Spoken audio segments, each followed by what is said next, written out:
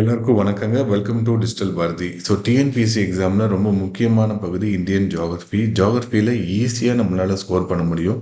School book 10th school book படித்தாவே ஒரு 80% அப்படின்றது கவர் பண்ணிடலாம். ஸ்டாண்டர்ட் புக்னா குள்ளர் வந்து ரொம்ப ஸ்டாண்டர்ட் புக்காக இருக்கும். நெட்டில் பயங்கரமான சோர்சஸ்லாம் இருக்குது சரிங்களா. டவுன்லோட் பண்ணி படித்தோம் அப்படின்னா ஐஏஎஸ் கூட பாஸ் பண்ணலாம். ஓகே. ஸோ டிஎன்பிஎஸ்சி எக்ஸாம் இந்த குரூப் 2 எக்ஸாமை அப்ரோச் பண்ணுறதுக்கு டெஸ்ட் பேட்சாக நம்ம பண்ணியிருக்கோம். இதில் வந்து 8th test geography, Indian geography அப்படின்றது கவர் ஆகும். ஸோ இதில் 150 கொஸ்டின்ஸ் எடுத்திருப்போம். அதில் ஃபர்ஸ்ட் 50 கொஸ்டின்ஸ் அப்படின்றது இப்போ நான் கவர் பண்ணுறேன். இந்த 50 கொஸ்டின்ஸ் வந்து இந்தியாவுடைய ஃபிசியோகிராஃபி, இந்தியாவுடைய ரிவர்ஸு, இந்தியாவில் இருக்கக்கூடிய காலநிலைகள் சரிங்களா, நம்மளுடைய கிளைமேட்டிக் கண்டிஷன் எப்படி இருக்குது, மான்சூன் என்னவா இருக்குது, முக்கியமான ஃபாரஸ்ட் வந்து என்னென்ன இருக்குது, நேஷ்னல் பார்க்ஸ் என்ன இருக்குது, பயோஸ்பியர்ஸ் என்ன இருக்குது. ஸோ இது மாதிரி ஜென்ரலாக இருக்கக்கூடிய கொஸ்டின்ஸாக எடுத்திருப்போம். ஸோ என்னென்னா நீங்கள் ஏற்கனவே இதை படிச்சிருந்தீங்க அப்படின்னா இந்த கொஸ்டினை நீங்கள் டிஸ்கஸ் பண்ணுறத பார்த்தாவே உங்களுக்கு ரிவிஷன் பண்ண மாதிரி இருக்கும். ஸோ என்னென்னா உங்களுக்கு படிக்க நேரம் இல்லை அப்படின்னா இது மாதிரி வீடியோஸ் பார்த்தாவே உங்களுக்கு படித்த விஷயத்த எங்கேயாவது ரீகால் பண்ணுற மாதிரி இருக்கும். இந்த எக்ஸாமை பொறுத்த வரைக்கும் என்ன அப்படின்னா ஒரு டைம் படிக்கிறது முக்கியம் கிடையாது. எத்தனை டைம் நம்ம ரிவிஷன் பண்ணுறோம், எத்தனை டைம் ரீகால் பண்ணுறோமோ அதுதான் உங்களுக்கு எக்ஸாம் ஹாலில் உங்களுக்கு வந்து அந்த ஆன்சராக வெளியே வரும் சரிங்களா. நான் படிச்சுட்டே இருக்கிறேன் அப்படின்றது முக்கியமே கிடையாது. ஓகே. ஸோ கொஸ்டின் நம்பர் 1, கடற்கரைக்கு வடக்கே உள்ள பகுதி அதன் தெற்கே உள்ள பகுதியை விட 2 மடங்கு அதிகமாக உள்ளது. ஸோ நம்ம இது மாதிரியான ஃபேக்ட்ஸ் எல்லாம் முன்னாடி நம்ம பார்த்துருக்க மாட்டோம் சரிங்களா. ஸோ இதெல்லாம் ரொம்ப முக்கியமானது. இப்போ வட அரைக்கோளம், தென் அரைக்கோளம் அப்படின்னு நம்ம பூமியை பிரிப்போம் இல்லைங்களா. ஸோ இதில் எவ்வளோ பர்சன்டேஜ் நீர் இருக்குது, மேலே எவ்வளோ பர்சன்டேஜ் நீர் இருக்குது, இதெல்லாம் கொஸ்டினாக ஏற்கனவே கேட்டிருக்காங்க. இப்போ பார்த்தீங்கன்னா நிலம் வந்து 2% அது 2 பங்கும், நீர் வந்து 3 பங்கும் இருக்குது வட அரைக்கோளத்தில், நார்தன் ஹெமிஸ்பியரில். அதே தென் அரைக்கோளத்தில் பார்த்தீங்கன்னா நிலம் வந்து 1 பங்கு இருக்குது, அதே மாதிரி நீர் வந்து 4 பங்கு இருக்குது. அதே மாதிரி நம்மளுடைய இந்தியாவுடைய வட இந்தியாவுடைய இந்தியாவுடைய வடக்கு மற்றும் தெற்கு பகுதியை வந்து நமக்கு வந்து தீர்க்க ரேகை, அட்சரேகை, அதாவது நமக்கு அட்சரேகை அப்படின்றது இருக்குது சரிங்களா. தீர்க்க ரேகை கீழே இருக்கும். 0 டிகிரியை வந்து நம்ம வந்து என்ன பண்ணுவோம் அப்படின்னு சொன்னீங்கன்னா பூமத்திய ரேகை அப்படின்னு சொல்லுவோம். நம்மளுடைய 23 டிகிரி நார்த் அப்படின்றத நம்ம வந்து கடகரேகை அப்படி ட்ராபிக் ஆஃப் கேன்சர் அப்படின்னு சொல்லுவோம். கொஸ்டின் வந்து என்ன கேட்டிருக்காங்கன்னா கடகரேகைக்கு வடக்கே உள்ள பகுதி அதன் தெற்கே உள்ள பகுதியை விட அதிகமாக உள்ளது அப்படின்னு கேட்டிருக்காங்க. ஸோ இதில் என்னன்னா இது வந்து மேலே இருக்கிற பகுதிகள் நிறையா இருக்குது, கீழே இருக்கிற பகுதி கம்மியாக இருக்குது. இதில் முக்கியமாக நம்ம கவனிக்க வேண்டியது இந்த கடகரேகை எத்தனை மாநிலங்கள் வழியாக போகுது அப்படின்றத பார்க்கணும். இன்ஃபேக்ட் ராஜஸ்தான் வழியாக போகும், அப்புறம் வந்து பார்த்திங்கன்னா குஜராத் வழியாக போகும், மத்திய பிரதேஷ் வழியாக போகும், அப்புறம் வந்து பார்த்திங்கன்னா சத்தீஸ்கர் வழியாக போகும், ஜார்க்கண்ட் வழியாக போகும், வெஸ்ட் பெங்கால் வழியாகவும் போகும். அதே மாதிரி வட கிழக்கு மாநிலங்களில் திரிபுரா வழியாக போகும், மிசோரம் வழியாக போகும். இதெல்லாம் கண்டிப்பாக ஞாபகம் வச்சுக்கணும். இதுலேருந்து உங்களுக்கு கண்டிப்பாக கேள்விகள் கேட்கப்படும் சரிங்களா. ஸோ இந்தியாவுடைய எல்லைகள் பற்றியும் இந்தியாவில் இருக்கக்கூடிய அட்சரேகையுடைய பரவல் பற்றியும் நிறைய கேள்விகள் கேட்பாங்க. 8 டிகிரி 4 மினிட்ஸ் நார்த்தில் ஆரம்பித்து 32 டிகிரி வரைக்கும் போகும் நம்மளோடது சரிங்களா. சதன் மோஸ்ட் பாயிண்ட்டு நம்ம வந்து இந்திரா பாயிண்ட் அப்படின்னு சொல்லுவோம். அது கூட சுனாமியில் வந்து அழிஞ்சிச்சு அப்படின்னு சொல்லுவாங்க. இந்தியாவுடைய வடக்கு எல்லை என்ன, இந்தியாவுடைய கிழக்கு எல்லை, மேற்கு எல்லை என்ன அப்படின்றத நம்ம பார்த்துக்கணும். அருணாச்சல் பிரதேசில் ஆரம்பித்து நமக்கு குஜராத்தில் முடியுது இல்லைங்களா. ஜம்மு அண்ட் காஷ்மீரில் ஆரம்பித்து ஜம்மு அண்ட் காஷ்மீரில் நமக்கு ஃபுல்லாக கிடையாது. ஸோ என்ன பண்ணிடுவாங்க, இந்த பகுதியை வந்து சைனா ஆக்குப்பை பண்ணியிருப்பாங்க 1961-62 வாரில். அதே மாதிரி பாகிஸ்தான் 1948 வாரில் பாகிஸ்தான் ஆக்குப்பைடு காஷ்மீர் அப்படின்னு எடுத்துருவாங்க சரிங்களா. ஸோ இந்தியா வந்து இது மாதிரி தான் இருக்கும் நமக்கு. ஓகே. ஸோ இதில் இயற்கையான அமைப்புகள் அப்படின்னு பார்த்தீங்கன்னா நமக்கு வந்து இமயமலை தொடர் இருக்கும், மிக முக்கியமான அமைப்பாக இருக்கும், பெரிய அமைப்பாகவும் இருக்கும். உலகத்தில் இருக்கக்கூடிய மிகப்பெரிய மலைத்தொடரில் இமயமலை தொடரும் ஒன்று. ஸோ அது வந்து டிரான்ஸ் ஹிமாலயா அப்படின்னு பிரிப்போம். அதே மாதிரி இமயமலையை வந்து மத்திய இமயமலை, கிழக்கு இமயமலை அப்படின்ட்டு 3 பகுதியாக நம்ம பிரிச்சிருக்கோம். அது இல்லாமல் இயற்கை அமைப்புகளில் நமக்கு தக்கான பீடபூமி இருக்கும். இது ரொம்ப முக்கியமான அமைப்பு, ரொம்ப வளமான ஒரு பகுதியாகவும் இருக்குது. சென்ட்ரல் ஹைலேண்ட், பந்தல்கண்ட் சரிங்களா. ஸோ மத்திய உயர்நிலங்கள் அப்படின்னு சொல்லுவோம். இது வந்து ரொம்ப நார்மலாக 3ஆக பிரிப்பாங்க. ஃபர்ஸ்ட் வந்து மவுண்டெயின்ஸு. ஸோ செகண்ட் ஒன் அப்படின்னு பார்த்தீங்க அப்படின்னா நமக்கு வந்து பிளாட்டூஸ் அப்படின்னு பிரிப்பாங்க. 3ஆவது வந்து சமவெளிகள். ஸோ ஃபர்ஸ்ட் வந்து மவுண்டெயின் அப்படின்னா உங்களுக்கு வந்து ஒரு ஸ்டீப்பான ஹெட் இருக்கும் சரிங்களா. அதே மாதிரி பிளாட்டூ அப்படின்னா ஒரு எலிவேட்டட் இதை தான் வந்து நம்ம வந்து பிளாட்டூ அப்படின்னு சொல்லுவோம். சமவெளி அப்படின்னா நமக்கு வந்து மீன் சி லெவல்லே இருக்கும். மீன் சி லெவல் அப்படின்னு சொல்லுவோம். எம்எஸ்எல்லே இருக்கும். இப்போ காவிரி சமவெளி அப்படின்னு சொல்லுவோம் இல்லைங்களா? அதே மாதிரி நிறைய கங்கை சமவெளி உலகத்திலேயே மிகப்பெரிய சமவெளி அதுதான்.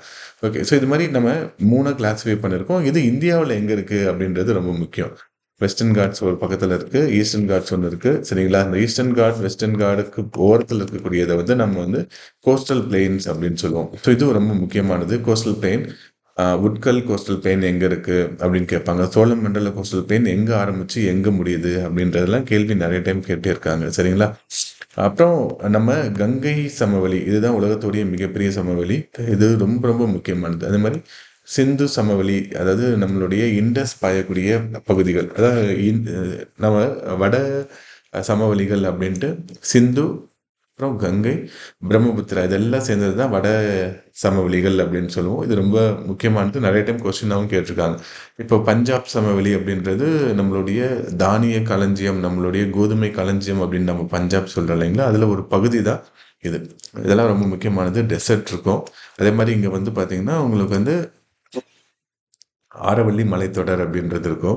ஆரவல்லி மலைத்தொடர் நம்மளுடைய மலை மேகத்துக்கு இணையாக இருக்கும். ஸோ மலை மேகத்தை தடுத்தாதான் ஓரோகிராஃபிக் ரெயின்ஃபால் வரும். அது வராததுனால இந்த டெசர்ட் அப்படின்றது இருக்குது. மழை இல்லாதனால தான். டெசர்ட்டில் 25 சென்டிமீட்டர் கம்மியாக ஒரு ஜியோகிராஃபிக்கல் லொக்கேஷனில் மழை பெஞ்சது ஒரு வருஷத்துக்கு அப்படின்னா அதை டெசர்ட் அப்படின்னு நம்ம கிளாஸிஃபை பண்ணுவோம்.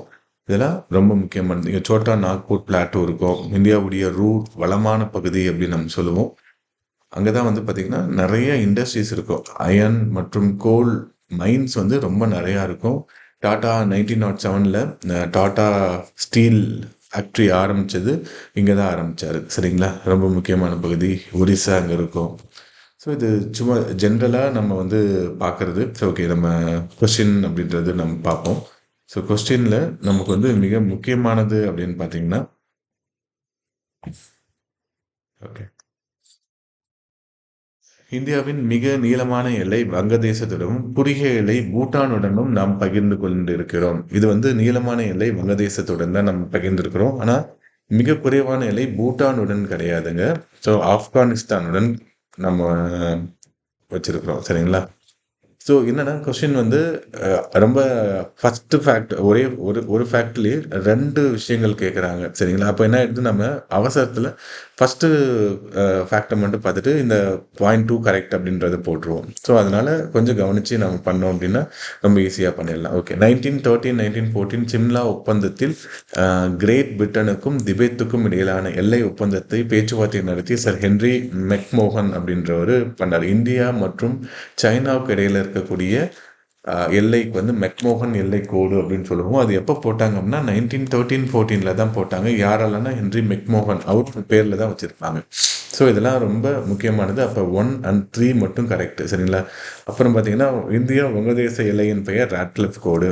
ஸோ ராட்க்ளிஃப் அப்படின்றது நம்ம இந்தியா பாகிஸ்தானுக்கு இடையில இருக்க கோடு அப்படின்னு தெரியும். அப்போ நம்ம யூஸ்வலாக என்ன பண்ணுவோம், 1 2 கரெக்ட். அப்போ மேலே இருக்கிறதுல 2 மட்டும் சரியானது அப்படின்னு போட்டுருவோம். ஆனால் என்னன்னா இந்தியா வந்து 2 நாடாக தான் பிரிஞ்சுது 1947. 3 நாடாக பிரியல. ஸோ அப்போ ராட்க்ளிஃப் அவர் வந்து ஒரு lawyer, he is not a surveyor, சரிங்களா? அவர் வந்து சும்மா மேப் வச்சு அவர் இஷ்டத்துக்கு கோடு வரைஞ்சிட்டு போயிட்டார். இந்தியாவுடைய மக்கள் தொகை அட்டவணையை வச்சும் சில மேப்பையும் வச்சும் உலகத்தோடைய மிகப்பெரிய பாகப்பிரிவினை அப்படின்னு சொல்லக்கூடிய இந்தியா பாகிஸ்தானை பிரிஞ்சதை ஒரே ஆள் தனியாக வந்து பண்ணி கொடுத்துட்டு போயிட்டாரு. அதனால் இருக்கக்கூடிய இஷ்யூஸ் வந்து ரொம்ப நாள் நமக்கு இருந்தது, இன்னும் கூட இருக்குது. இன்னும் கூட எல்லை பிரச்சனை அப்படின்னு இருக்கு. லைன் ஆஃப் கண்ட்ரோலை தாண்டி வருவாங்க போவாங்க. நிறைய டெரரிஸ்ட் நிறையா வரதுக்கு காரணமாக இருக்குது. ஓகே. இந்தியா வங்கதேச எல்லையின் பெயர் ராட்க்ளிஃப். அப்போ இதுவும் கரெக்ட். So 1 3 4 correct. அப்போ 3 மட்டும் கரெக்ட். மேற்கூறிய கூற்றுகளுள் எத்தனை கரெக்ட் அப்படின்னு கேட்டிங்கன்னா, இதில் பார்த்தீங்கன்னா ஒரே ஒரு கொஸ்டின் தான். இந்த ஒரே ஒரு கொஸ்டினில் 5 ஃபேக்ட் கொடுத்துருக்குறாங்க, சரிங்களா? இதை வந்து நம்ம ஈஸியாக ஒரே கொஸ்டினாகவும் கேட்ட முடியும். என்னென்னா உங்களுக்கு நிறைய விஷயங்கள் தெரியணும். கொஸ்டின் மூலியமாக நாம் படிக்கிறப்ப நிறைய ஃபேக்ட்ஸ், இதெல்லாம் இம்பார்ட்டன்ட் ஃபேக்ட்ஸ் அப்படின்றது உங்களுக்கு சப்கான்ஷியஸ் மைண்டில் போச்சு அப்படின்னா அது வந்து உங்களுடைய எக்ஸாம் ஹாலில் அது உங்களுக்கு ஒரு நல்ல ஆன்சராக வெளியே வரும். ஓகே. ஸோ எல்லைக்கோடு அப்படின்னு பார்க்குறப்ப மிக முக்கியமான எல்லைக்கோடு அப்படின்னு பார்த்தீங்கன்னா நமக்கு வந்து இந்தியா பாகிஸ்தான் இடையில இருக்கிறத வந்து நம்ம வந்து என்னன்னு சொல்கிறோம், ராட்க்ளிஃப் அப்படின்னு சொல்லுவோம், ரெட் கிளிஃப் அப்படின்னு சொல்கிறோம். சரி, எழுதுனா ரொம்ப நேரம் ஆகிடும் சரிங்களா, அதனால தான் நான் எப்பயும் யூஸ்வலாக எழுதி வச்சுட்டு வருவேன் நான். ஸோ இப்போ இந்த ஜியாகிரஃபி பேப்பர் ஒன்னுக்கு மட்டும் பார்ப்போம் எப்படி இருக்குது அப்படின்ட்டு. ஓகேவா இருந்தால் நீங்கள் சொல்லுங்கள், இதே மாதிரி நம்ம கண்டினியூ பண்ணலாம். ஓகே, அதே மாதிரி இந்தியா ஆப்கானிஸ்தான் இடையில இருக்கக்கூடிய எல்லைக்கோடு பேர் வந்து Durant line. So Durant line இது ஒன்று ரொம்ப முக்கியமானது. அதே மாதிரி இந்தியா சீனா நம்ம ஏற்கனவே தெரியும், மெக்மோகன் லைன். இந்தியா ஸ்ரீலங்கா பாக் சலசந்தி அப்படின்னு சொல்லுவோம், மன்னார் வளைகுடா. இது ரெண்டும் தான் இந்தியா மற்றும் ஸ்ரீலங்காவை பிரிக்கும். கடல் எல்லையிலையும் நம்ம இருக்கிறோம் இல்லைங்களா. இப்போ வந்து இந்த ராட்க்ளிஃப் லைனுக்கு இப்போ வந்து என்ன பேரில் சொல்கிறாங்க அப்படின்னா, இது ராட்க்ளிஃப் தான். புர்பாச்சல் எல்லைக்கோடு அப்படின்னு சொல்கிறாங்க. இந்தியா வங்காளதேசத்துக்கு இடையிலான எல்லைக்கோடை புர்பாச்சல் எல்லைக்கோடு அப்படின்னு சொல்கிறாங்க. ஸோ அதனால் இதெல்லாம் நம்ம பார்த்துக்கணும். ஓகே, இந்தியா வந்து எந்த அண்டை நாட்டோட அதிகமான எல்லை அப்படின்னா வங்காளதேசம் ஃபஸ்ட்டு, அடுத்து சைனா, அடுத்து பாகிஸ்தான். என்னன்னா எல்லை பகிர்வு அடிப்படையில் ஏறு வரிசையில் எழுதுக, இறங்கு வரிசையில் எழுதுக அப்படின்லாம் கேட்பாங்க. அதனால் இதெல்லாம் ரொம்ப ரொம்ப முக்கியமானது. நம்ம நில எல்லையை வந்து 7 நாடுகளோடையும் கடல் எல்லையும் சில நாடுகளோட நம்ம வந்து பகிர்ந்துட்டுருப்போம். ஸ்ரீலங்காவோட பகிர்ந்துட்டுருப்போம் சரிங்களா. ஓகே, கடல் எல்லை அப்படின்றது 12 நாட்டிக்கல் மைல் வரைக்கும் நமக்கு இருக்கக்கூடியது வந்து நம்மளுடைய சொந்தம். அதுக்கப்புறம் வந்து சர்வதேச எல்லையாக அது மாறிடும், சர்வதேச கடல் பரப்பாக மாறிடும். ஓகேங்களா. ஓகே, ஸோ இதெல்லாம் ரொம்ப முக்கியமானது. ஸோ இந்தியாவுடைய மொத்த பவுண்ட்ரி அப்படின்னு பார்த்தீங்கன்னா 7516 கிலோமீட்டர் மொத்தமாக. இது மெயின் லேண்டில் மட்டும் எவ்வளோ இருக்குது அப்படின்னு பார்த்தீங்கன்னா 6100 கிலோமீட்டர். இதெல்லாம் ரொம்ப முக்கியமான ஃபேக்ட்ஸு. இதை வச்சு நிறைய கொஷின் வந்து ரைஸ் ஆகும். ஓகேங்களா. ஓகே, ஸோ நார்மலாக விந்திய மலைக்கு வடக்க இருக்கிறத வந்து நம்ம வந்து நார்த் இந்தியாவும், விந்திய மலைக்கு தெற்கில் இருக்கிறத வந்து தென்னிந்தியா அப்படின்னு சொல்லுவோம். தென்னிந்தியாவுனா தமிழ்நாடு, கர்நாடகா, ஆந்திர பிரதேஷ், தெலுங்கானா, ஸோ மகாராஷ்டிரா, இதெல்லாம் வந்து தென் பகுதி அப்படின்றத நம்ம வந்து இனிஷியலாக பிரிச்சிருப்பாங்க. ஓகேங்களா. ஸோ இது வந்து பைலிங்குவல் இருக்குங்க. நீங்கள் இங்கிலீஷில் இருக்க வேணும் அப்படின்னா கீழே இருக்கும், அதையும் நீங்கள் பார்த்துக்கோங்க. ஓகே, இந்தியாவில் ஒரு குறிப்பிட்ட மாநிலம் பின்வரும் பண்புகளை கொண்டுள்ளது. ராஜஸ்தான் வழியாக செல்லும் அதே அட்சரேகையில் அமைந்துள்ளது அந்த மாநிலம். ராஜஸ்தான் எங்கே இருக்குது அப்படின்றத நம்ம பார்த்துக்கணும். ஏன்னா நம்மளுடைய அட்சரேகை, அதாவது நம்மளுடைய கடகரேகை 23.5 டிகிரி நார்த். ஸோ இப்படி தான் நம்ம பூமியை நம்ம பிரிப்போம். 0 டிகிரி இது வந்து பூமத்திய ரேகை அப்படின்னு நம்ம சொல்லுவோம் சரிங்களா.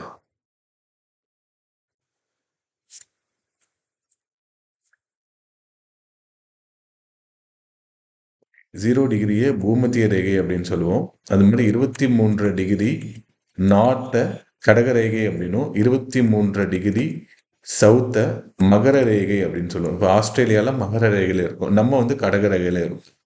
ஓகேங்களா. இதுதான் வந்து டிராபிக்கல் ரீஜன், வெப்பமண்டல பகுதி. சூரியனுடைய இயக்கம் இந்த 2 பகுதிகளுக்குரியல தான் இருக்கும் சரிங்களா. மார்ச் 21 நமக்கு வந்து பூமத்திய ரேகையில் சூரியன் உதிக்கும். ஜூன் 21 மேலே போவோம், திருப்பியும் வந்து செப்டம்பரில் வரும், திருப்பியும் டிசம்பர் 22 கீழே வந்து மகர ரேகைக்கு போவோம். ஸோ சூரியனுடைய இயக்கம் இந்த பகுதி வழியாக தான் இருக்கும். ஓகே, ஸோ இது ராஜஸ்தான் வழியாக செல்லக்கூடிய அட்சரேகையில் அமைந்துள்ளது. Okay, first. ரெண்டாவது, இதன் பரப்பளவில் 80% அதிகமான காடுகளை கொண்டுள்ளது. காடுகள் இந்தியாவில் எந்த மாநிலத்தில் அதிகமாக இருக்குது அப்படின்னு பார்த்தீங்கன்னா மத்திய பிரதேஷில் அதிகமாக இருக்குது. அதற்கு அடுத்து 2வது அதிகமாக இருக்கிறது பார்த்தீங்கன்னா மத்திய பிரதேசம். இந்த 2 ஃபேக்ட்டுக்கும் சரியாக வரும். ராஜஸ்தான் வழியாக செல்லக்கூடிய அட்சரேகை மத்திய பிரதேஷ் வழியாகவும் போகும். அதன் காடுகளின் பரப்பளவில் 80% அதிகமாக காடுகள் கொண்டுள்ளது. ஆக்சுவலாக 80% இருக்காது, மத்திய பிரதேஷில் 40% தான் இருக்கும். அப்போ மத்திய பிரதேஷ் கிடையாது. வேற என்ன அப்படின்னு பார்த்தீங்க அப்படின்னா அருணாச்சல் பிரதேஷ். ஸோ இந்த 2 ஃபேக்டை வச்சு நம்ம ஈஸியாக கண்டுபிடிச்சிடலாம். இந்த மாநிலத்தில் 12% அதிகமான காடுகள் ரிசர்வ்டு ஃபாரஸ்டாக வலையமைப்பில் அமைந்துள்ளது. ஓகே, ஸோ அப்போ நமக்கு இந்த 3வது ஃபேக்ட் பற்றி கவலையே கிடையாது. 2 ஃபேக்ட்லேயே அருணாச்சல் பிரதேஷ் அப்படின்றது கண்டுபிடிச்சிட்டோம். அருணாச்சல் பிரதேஷ் ரொம்ப ரொம்ப முக்கியமான ஒரு பகுதி. நமக்கு புவியியல் ரீதியாக, இராணுவ ரீதியாக, ராஜாங்க ரீதியாக ரொம்ப முக்கியமான பகுதி. சைனாவுடைய ஆக்குபேஷன் நிறையா இருக்க நிறையா ட்ரூப்ஸ் உள்ளே வந்துட்டு போகக்கூடிய பகுதி. அருணாச்சல் பிரதேஷ் இன்னும் கூட அது அவங்களுடைய மாநிலம் அப்படின்றத சொல்லிட்டு இருப்பாங்க. சரிங்களா? அங்கே வந்து ரோடு போடுறதுக்கு எப்படி இந்தியா ரோடு போடலாம் எங்களுடைய பர்மிஷன் இல்லாமல், அது எங்களுடைய நில அமைப்பு அப்படின்றதையும் சொல்லிட்டு இருப்பாங்க. ஓகே.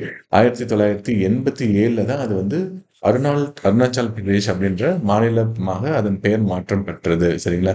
அதுக்கு முன்னாடி பார்த்தீங்கன்னா, நார்த் ஈஸ்ட் ஃப்ரான்டியர் ஏரியா, வட கிழக்கு எல்லை பகுதி அப்படின்றத நம்ம சொல்லிட்டு இருப்போம். சூரியன் முதலில் அஸ்தமிக்கக்கூடிய பகுதி அருணாச்சல் பிரதேஷ்ல சூரியன் உதிச்சு குஜராத்துக்கு போகிறதுக்கு கிட்டத்தட்ட 2 மணி நேரம் டைம் அப்படின்றது ஆகிடும். ஓகே. 30 டிகிரி நமக்கு வந்து லாஞ்சிடியூட்ல வித்தியாசம் இருக்கும். சரிங்களா? ஓகே. சூரியன் உதிக்கும் பகுதி, இதனுடைய தலைநகர் இட்டாநகர். இது வந்து கொஸ்டின் வந்து எப்படி கேட்டிருக்காங்கன்னா, அதிகமான ஆஹ், ஆஹ், நாடுகளுடன் எல்லையை பகிர்ந்தளிக்கக்கூடிய ஒரு மாநிலம் அப்படின்னு பார்த்தீங்கன்னா இதுதான். சைனாவோட எல்லையை பகிர்ந்தளிக்கும், பூட்டானோட எல்லையை பகிர்ந்தளிக்கும், மியான்மரோட எல்லையை பகிர்ந்தளிக்கும். சரிங்களா? Largest Indian state. சரிங்களா? இந்தியாவுடைய லார்ஜஸ்ட் இந்தியன் ஸ்டேட் என்னன்னா இந்த ஃபாரஸ்ட் கவர் இருக்கிறதுல செகண்ட் பிளேஸ்ல இருக்கு.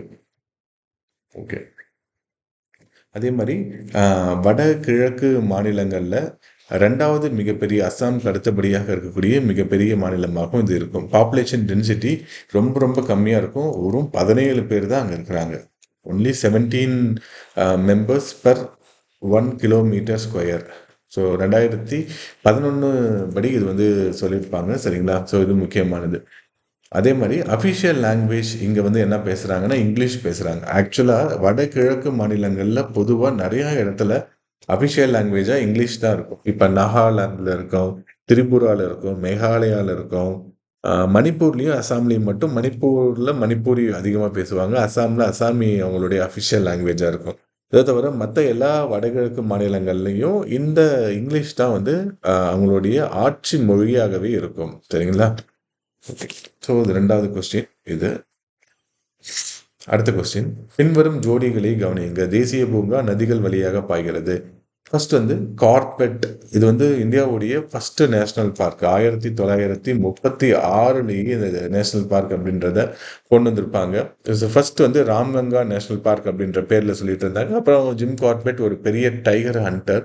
சரிங்களா? அவர் ரொம்ப முக்கியமானவர். அவர் வந்து இந்தியா பற்றி நிறையா புக் எழுதியிருப்பார். பெரிய வேட்டைக்காரர், பல புலிகளை கொண்டவர். ஸோ அதாவது மனித வேட்டைக்கு இந்த புலிகள் இருக்கிறப்ப அந்த புலியை வேட்டையாடுறதுல மிகப்பெரிய வல்லவர் இவர். அதே மாதிரி கன்சர்வேஷனும் நிறையா பண்ணியிருக்காரு. நிறைய அனிமல்ஸை காப்பாற்றி இருக்கிறாரு. ஸோ ரொம்ப முக்கியமானது. ஓகே. ஸோ இது வந்து கார்பெட் தேசிய பூங்கா வழியாக கங்கை நதி அப்படின்றது பாயவே இல்லை. இதில் வந்து ராம்கங்காவும் காசியும் தான் பாயுது. அதாவது இதெல்லாம் கங்கையோடைய துணை நதிகள். ராம்கங்கா மற்றும் காசி. இந்த 2 நதியும் காசி அல்லது கோசி அப்படின்னு நம்ம சொல்லுவோம் இல்லைங்களா? அது வந்து இந்த ஜிம் கார்பெட் வழியாக போகுது. அது ஜிம் கார்பெட் தேசிய பூங்கா வழியாக உத்தராகண்டில் இருக்கக்கூடிய ஒரு முக்கியமான தேசிய பூங்காவாக இது இருக்கு. அடுத்து கசிரங்கா தேசிய பூங்கா. ஸோ இது வந்து மனாஸ் வழியாக போகுது அப்படின்னு இருக்காங்க. ஸோ இது வந்து மனாஸ் வழியாக போகாது. சரிங்களா? ஸோ இது வந்து பிரம்மபுத்திரா வழியாக இந்த நதி அப்படின்றது போகும். அதனுடைய துணை நதி தான் மனாசு. ஆனால் பிரம்மபுத்திரா வழியாக தான் இந்த காசிரங்கா பூங்கா இருக்குது. காசிரங்கா பூங்கா அஸ்ஸாமில் இருக்குது. ஒற்றை கொம்பு காண்டா மிருகங்களுக்கு மிக மிக புகழ்பெற்ற ஒரு சரணாலயம். ஒரு ஒற்றை கொம்பு காண்டா மிருகத்துடைய ஒற்றை கொம்பு அப்படின்றது 85 லட்ச ரூபாய் மதிப்புடையது. அதனால் அதிகப்படியாக வேட்டையாட செஞ்சிட்றாங்க. ஒரு பயங்கரமான கிரியேச்சர். அதாவது முதலை, காண்டாமிருகம் இதெல்லாம் வந்து பார்த்திங்கன்னா டைனோசரோடைய கலீக்ஸ். சரிங்களா? கூடவே இருந்தது. அதெல்லாம் எக்ஸ்டின்ட் ஆயிடுச்சு. எல்லா அனிமல்ஸும் செத்து போச்சு. ஆனால் இது இன்னும் கூட இருக்குது. சைலண்ட் வேலி பூங்கா, அமைதி பள்ளத்தாக்கு பூங்கா காவேரியில் இருக்குது அப்படின்றாங்க. இதுவும் வந்து கிடையாது. இதுவும் வந்து பார்த்திங்க அப்படின்னா பவானியில் தான் இருக்கும். ஸோ அப்போ இந்த 3மே தப்பு. ஸோ அப்போ ஆன்சர் அப்படின்னு பார்த்தீங்கன்னா எதுவும் இல்லை அப்படின்றது. என்னன்னா உங்களுக்கு ஒரு கொஸ்டினுக்கு நம்ம ஆன்சர் பண்ணுறப்ப நிறைய ஃபேக்ட் தெரிஞ்சால் மட்டும்தான் அந்த கொஸ்டினை ஈஸியாக நம்மளால் எலிமினேட் பண்ண முடியும்.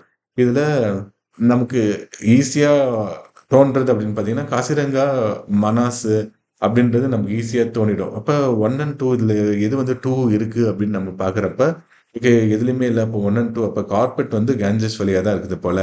இன்ஃபேக்ட் கேஞ்சஸோடைய ட்ரிபியூட்ரி தான். ஆனால் கேஞ்சஸ் அப்படின்றது கிடையாது. கேஞ்சஸ் வந்து கேஞ்சஸ், யமுனா, அதாவது அலக்நந்தா, பாகீரதி அப்படின்றது ஒண்ணா உற்பத்தி, அதாவது 2 இடத்துல உற்பத்தியாகி அது ஒண்ணா சேர இடம் அப்படின்னு பார்த்தீங்கன்னா, தேவ்பிரயாக். அந்த தேவ்பிரயாக்கு கீழ கங்கை நதி ஓடி வந்து நம்மளுடைய யமுனையோட சேரும். அதான் பிரயாக் அப்படின்னு சொல்லுவோம். அலகாபாத், பிரயாக் ரொம்ப முக்கியமான இடம். நெறைய தடவ கொஸ்டின்லாம் கேட்டிருக்காங்க. அதுக்கப்புறம் தான் கங்கை அப்படின்ற பேர்ல அழைக்கப்படுது. சரிங்களா? ஓகே. ஸோ இந்தியாவின் 2வது பெரிய சிகரம். ஸோ இது ஒரு ட்ரிக்கியான கொஸ்டினு. 2வது பெரிய சிகரம் அப்படின்னா, K2வ நம்ம இந்தியாவுடைய சிகரமாவும் எடுத்துக்கலாம். அது காரகோரம் மலைத்தொடர்ல இருக்கும். சரிங்களா? காரகோரம்.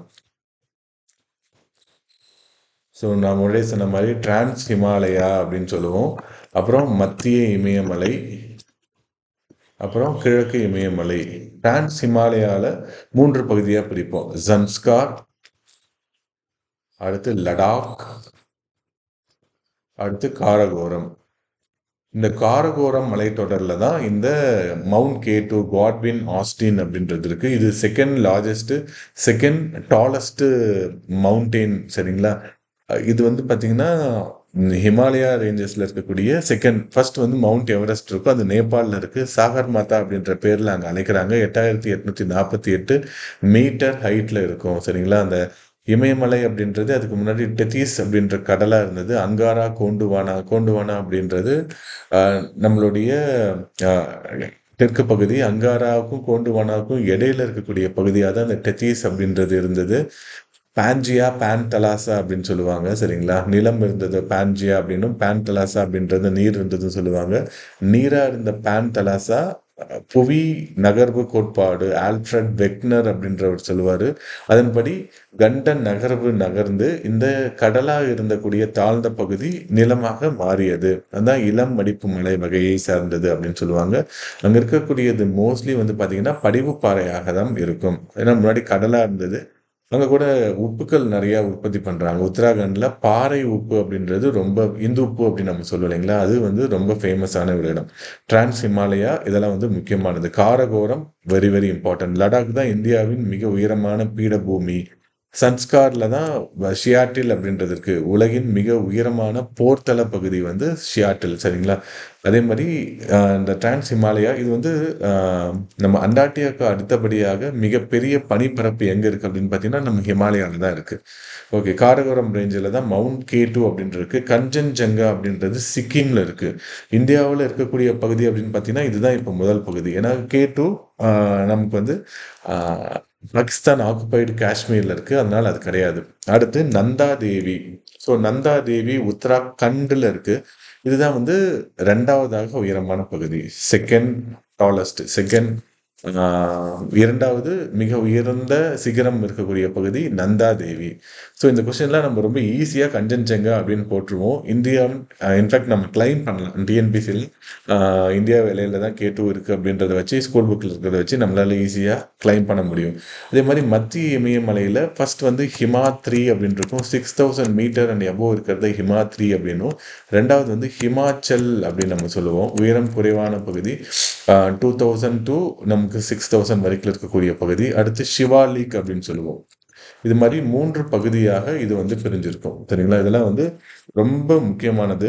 இதெல்லாம் வந்து நம்ம ஈஸியா கொஸ்டின் வந்து கேட்கறதுக்கு வாய்ப்புகள் நெறைய இருக்கக்கூடிய ஒரு பகுதி இதெல்லாம். ஓகே. ஓகேங்க. ஸோ இந்தியாவின் 2வது பெரிய சிகரம் நந்தா தேவி தான். ஆ நம்ச்சா பர்வத் அப்படின்றது எங்க இருக்கு அப்படின்றத நீங்க சொல்லுங்க. சரிங்களா? இது மாரி என்னன்னா கொஸ்டின் வந்து இது ரிலேட்டடா நெறையா வந்து கேட்பாங்க. இந்தியாவுடைய பிசியோகிராஃபிய வச்சு நெறைய கொஸ்டின் கேட்பாங்க. ஸோ அடுத்தடுத்த கொஸ்டின்ல நமக்கு வந்து நெறையா ஃபேக்ட்ஸ் எடுத்திருப்போம். அதையும் நம்ம வந்து டிஸ்கஸ் பண்ணலாங்க. ஓகே. ஸோ அடுத்தது டேஸுக்கு இடையில் டங்கன் பிளவு அமைந்துள்ளது. பாஸ் அப்படின்னு சொல்லுவோம். டன்கன் பாசஸ் சிச்சுவேட்டட் பிட்வீன், எந்த இரு பகுதிகளுக்கு இடையில இந்த டங்கன் அப்படின்றது இருக்கு. ஸோ இந்தியாவை நம்ம எடுத்துட்டோம் அப்படின்னா இது மாதிரி இருக்கு அப்படின்னா, இந்தியாவுல சில தீவு கூட்டங்கள் அப்படின்றது இருக்கு. ஸோ நம்மளுடைய பே ஆஃப் பெங்கால்ல அந்தமான், கீழ நிக்கோபர். இந்த இடத்துல லட்சத்தீவுகள் அப்படின்றது இருக்கும். ஸோ எக்ஸாம் பாயிண்ட் ஆஃப் வியூவில் என்ன முக்கியம் அப்படின்னா, நம்மளுடைய அந்தமானை வந்து என்னவா பிரிச்சிருப்பாங்க அப்படின்னு பார்த்தீங்கன்னா, வடக்கு அந்தமான், அதுக்கப்புறம் மத்திய அந்தமான், மிடில் அந்தமான், கீழே வந்து சவுத் அந்தமான்.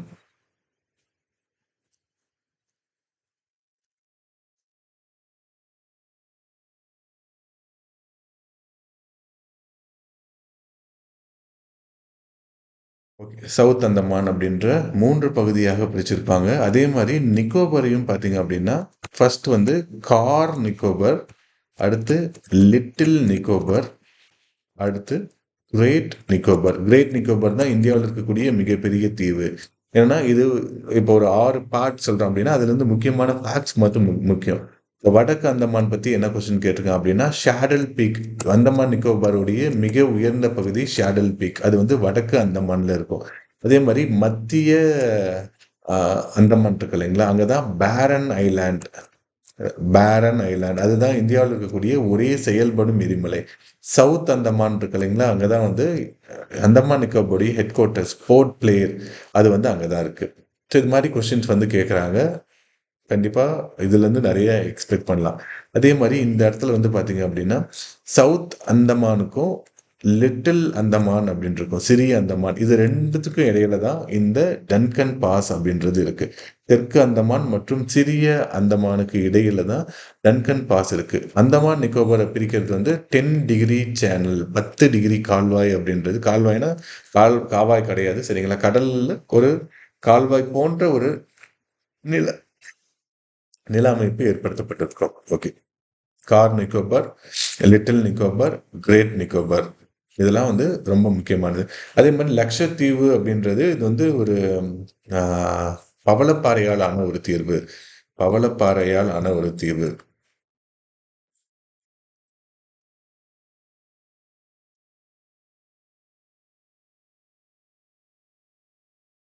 லக்ஷத்தீவு அப்படின்றது ஒரு கோரல் ஐலேண்ட். இதுல ஆல்மோஸ்ட் 25 மெயின் ஐலேண்ட்ஸ் இருக்கு. அது அது இல்லாம லட்சக்கணக்குல தீவுகள் இருக்கு. பேரே அதனால தான் வந்திருக்கும். சரிங்களா? இது வந்து ஒரு ஃப்ரிஞ்சிங் ரீஃப்.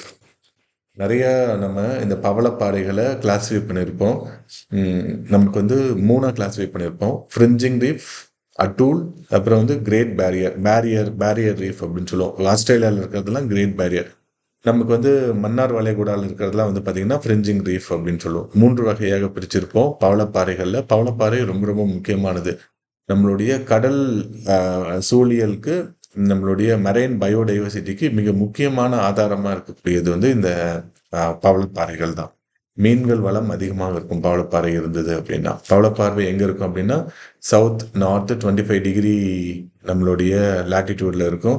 மிதமான உப்பு இருக்கணும். அதிகமான உப்பு இருக்கக்கூடாது. சூரிய ஒளி ஊடுருவக்கூடிய அளவுக்கு இருக்கணும். அலை ரொம்ப கம்மியா இருக்கும். இது மாரியான காரணகர்த்தாக்கள்லாம் இருந்தது அப்படின்னா, அங்க பவளப்பாறை அப்படின்றது உருவாகும். ஓகே. ஸோ நீங்க பாருங்க, மினிக்காய்க்கும் மால்தீவ்ஸ்க்கும் இடையில இருக்கக்கூடியதுக்கு பேர் என்ன அப்படின்றத பாருங்க. அந்தமான் நிக்கோபார் நம்ம பார்த்துட்டோம். சவுத் அந்தமான் நிக்கோபார் அப்படின்றதையும், லிட்டில் அந்தமான் இருக்கிறதையும் நம்ம பார்த்துட்டோம். அடுத்து ஜோஜிலா கணவாய் எந்த மலைத்தொடரில் அமைந்துள்ளது? ஸோ இந்த மலைத்தொடர்கள், கணவாய்கள் ரொம்ப ரொம்ப முக்கியம். ருஜிலா பாஸ் வந்து சன்ஸ்கார் ரேஞ்சில இருக்கு. ஸோ ஒரு கணவாய் அப்படின்னா எப்படி இருக்கும் அப்படின்னு பார்த்தீங்கன்னா, ஒரு மலைத்தொடர் இருக்கும். ஸோ மலைத்தொடர் ஒரு இடத்துல முடிஞ்சு, திருப்பி இன்னொரு இடத்துல மலைத்தொடர் அப்படின்றது ஆரம்பிக்கும். இந்த இடம் வந்து போக்குவரத்து ரீதியாக மிக முக்கியமான பகுதியா இருக்கும். இப்ப கேரளா இருக்கு, தமிழ்நாடு இருக்கு. இது 2த்துக்கும் நடுவுல வெஸ்டர்ன் காட்ஸ் வந்து மேலேருந்து கீழ வரைக்கும் ஓடிக்கிட்டே இருக்குங்க. ஆனா என்ன ஆயிடுது அப்படின்னு பார்த்தீங்கன்னா, ஒரு இடத்துல மட்டும் இந்த இடம் வந்து கேப்பா இருக்கு. ஸோ இது வந்து பாலக்காட்டு கணவாய் அப்படின்னு நம்ம சொல்லுவோம். அது மாரி வெஸ்டர்ன் காட்ல மேல வந்து தால்காட், போர்க்காட், கீழ பால்காட், கீழ வந்து பார்த்தீங்கன்னா, செங்கோட்டை கணவாய், அதுக்கு கீழ ஆரல்வாய் கணவாய் இருக்கும். ஸோ இந்த மலை தொடர்ச்சியாக இல்லாம ஒரு இடத்துல 40 கிலோமீட்டர் வந்து தூரத்துல இந்த மலை வந்து விடுபட்டு இருக்கும். ரொம்ப முக்கியமானது. ஏன்னா இப்போ வெஸ்டர்ன் காட்ஸ் அப்படின்றது நீளத்தில் மட்டும் பெருசு இல்லை, அகலத்துலேயும் பெருசு. அகலத்தில் வந்து பார்த்தீங்கன்னா 20 கிலோமீட்டர்லேருந்து 100 கிலோமீட்டர் வரைக்கும் அகலத்தில் இருக்கும். இப்போ கொடைக்கானல் வந்து நம்மளுடைய வெஸ்டர்ன் கார்டுடைய என்ன மிகப்பெரிய பரந்த பகுதியில் ஒன்று. நீங்கள் கொடைக்கானல் ஏறி பார்த்தீங்கன்னா கண்ணு கட்டின தூரம் வரைக்கும் மலை முகடாவே இருக்கும். ஆனால் அவ்வளோ பெருசாக இருக்கும். சரிங்களா? ஓகே. ஸோ முக்கியமான கணவாய்கள் நமக்கு வந்து என்னென்ன அப்படின்றத பார்க்கணும். இமயமலையில் இருக்கக்கூடியது. நம்ம இது இது நம்ம இப்போ சொன்னது வந்து பார்த்தீங்கன்னா உங்களுக்கு வந்து வெஸ்டர்ன் கார்டில் சொன்னோம். அது ஈஸ்டர்ன் கார்ட்லேயும் ஈஸ்டர்ன் கார்டு அப்படின்றது அது கணவாயாக இருக்காது. அது விட்டு விட்டு ஈஸ்டர்ன் ஹில்ஸ் அப்படின்னு தான் சொல்லுவோம். அது தொடர்ச்சியாக இல்லாத ஒரு பகுதியாக இருக்கும். ஓகே. ஸோ இதில் முக்கியமாக வந்து என்னென்ன அப்படின்னு பார்த்தீங்க அப்படின்னா ஜம்மு அண்ட் காஷ்மீர் அங்கே இருக்கக்கூடிய முக்கியமான கணவாய்கள் என்ன அப்படின்றது கேட்டிருக்காங்க. புர்சில் பாஸ், சரிங்களா? ஜோஜில்லா பாஸ் எந்த மாநிலத்தில் உள்ளது அப்படின்னா இது எந்த ரேஞ்சில் உள்ளது அப்படின்னா நமக்கு வந்து சன்ஸ்கார் ரேஞ்சில் இருக்கு. அதே மாதிரி ஹிமாச்சல் பிரதேஷ், ஸோ அதில் வந்து சிப்கிலா பார்க். ஸோ என்னன்னா ட்ரேடு இந்தியா சைனாக்கு இடையில ட்ரேட் நடக்கிறதுக்கு நதுலா பாஸ் ரொம்ப முக்கியமாக இருக்கும். சரிங்களா? உத்தராகண்டில் இருக்கக்கூடிய முக்கியமான பாஸ் வந்து நிதி பாஸ், நிதி கணவாய், நிதி பாஸ். சிக்கிம் அப்படின்னு பார்த்தீங்கன்னா இதெல்லாமே மேட்ச்ல கேட்பாங்க, வெரி இம்பார்ட்டன்ட். சிக்கிம்ல வந்து நதுலா பாஸ், ஜலப்லா பாஸ். இமயமலையில் இருக்கக்கூடிய முக்கியமான கணவாய்கள். மேற்கு தொடர்ச்சி மலைன்னா தால்காட், போல்காட், பால்காட், செங்கோட்டை, ஆரல்வாய் மொழி அப்படின்னு நம்ம சொல்ற மாதிரி இமயமலையில் இருக்கக்கூடிய முக்கியமான கணவாய்களையும் நம்ம பார்க்கணும். பின்வரும் கூற்றுகளை கவனிங்க. மாகி ஆறு தான் கடகரேகையை 2 முறை கடக்கிறது. 8க்கும் மேற்பட்ட இந்திய மாநிலங்கள் தக்காணப்பீடு பூமியை விரிவுபடுத்துகின்றது. சரிங்களா? அப்புறம் நுப்ரா பள்ளத்தாக்கு மூலாபாய அதாவது ஸ்ட்ராட்டஜிக்கலி இம்பார்ட்டன்ட் ரீஜன் அப்படின்னு நம்ம சொல்லுவோம். சியாச்சின் பனிப்பாறை காரகோரம் கணவாய்க்கு இடையில் நுழைவாயிலாக அமைந்துள்ளது. இந்தியாவின் மிகச்சிறிய யூனியன் பிரதேசம் லட்சத்தீவு. ஸோ இது நம்ம பார்க்குறப்ப எல்லாமே சரியா இருக்கிற மாதிரி இருக்கும். ஆனால் இதில் சில தப்புகள் இருக்கு. என்னன்னா மாகி ஆறு கடகரேகையை 2 முறை கடக்கிறது அப்படின்றது கிடையாது. ஏன்னா இது வந்து இந்தியாவில் மட்டும்தான் கடகரேகையை 2 முறை கடக்கிறது. இது இல்லாமல் கடகரேகை உலகம் முழுசா வருது இல்லைங்களா? இதை நம்ம ஜென்ரலா மேலோட்டமா பார்க்குறப்ப கரெக்டா மாதிரி இருக்கும். நீங்க ஏற்கனவே படிச்சிருப்பீங்க மாகி 2 டைம் போகும் அப்படின்ட்டு. ஆனா மாகி மட்டும்தானா அப்படின்னா கிடையவே கிடையாது. ஆகி ஆறு தான் அப்படின்னு போட்டிருக்காங்க. சரிங்களா? Mahi river is the only river அப்படின்னு போட்டிருந்தாலும் இது தப்பு. இந்த ஃபேக்ட் தப்பு. 8க்கும் மேற்பட்ட இந்திய மாநிலங்கள் தக்கான பீடபூமியை உள்ளது. கரெக்டு. 8க்கும் மேற்பட்ட மாநிலங்கள் தான் இருக்கு. ஸோ கரெக்டாக தான் போட்டிருக்காங்க. அதே மாதிரி the Narba Valley act as a gateway to the strategical important Siachen Glacier and Karakoram passes. Correct. நம்ம ஏற்கனவே பார்த்தோம் காரகோரம் பேசு காரகோரத்தில் சியாச்சின் அப்படின்றதெல்லாம் நம்மளுடைய டிரான்ஸ் ஹிமாலயாவில் வரக்கூடியது. சரிங்களா? ரொம்ப மிக முக்கியமான பகுதியாக இருக்கும். சன்ஸ்கார் இருக்கும் அங்கே தான். இதெல்லாம் வந்து ரொம்ப முக்கியமான நொர்பா பள்ளத்தாக்கு ரொம்ப முக்கியமான பள்ளத்தாக்கு. இந்தியாவின் மிகச்சிறிய யூனியன் பிரதேசம் லக்ஷதீப். சரிங்களா? இது ஒரு கரெக்ட். 32 கிலோமீட்டர் ஸ்கொயர் தான் இருக்கக்கூடியது.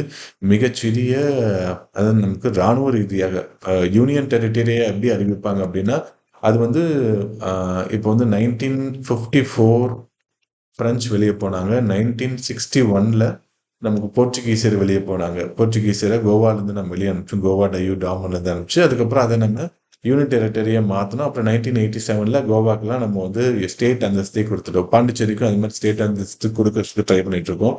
இது இல்லாமல் இப்போ இதெல்லாம் வந்து அந்நியர்கள் ஆக்கிரமிப்பில் இருந்தது. லேட்டர் பீரியடில் இந்தியாவோட சேர்ந்தது. இது இல்லாமல் டெல்லி வந்து பொருளாதார ரீதியாக அரசியல் ரீதியாக முக்கியமான பகுதியாக இருக்கும்.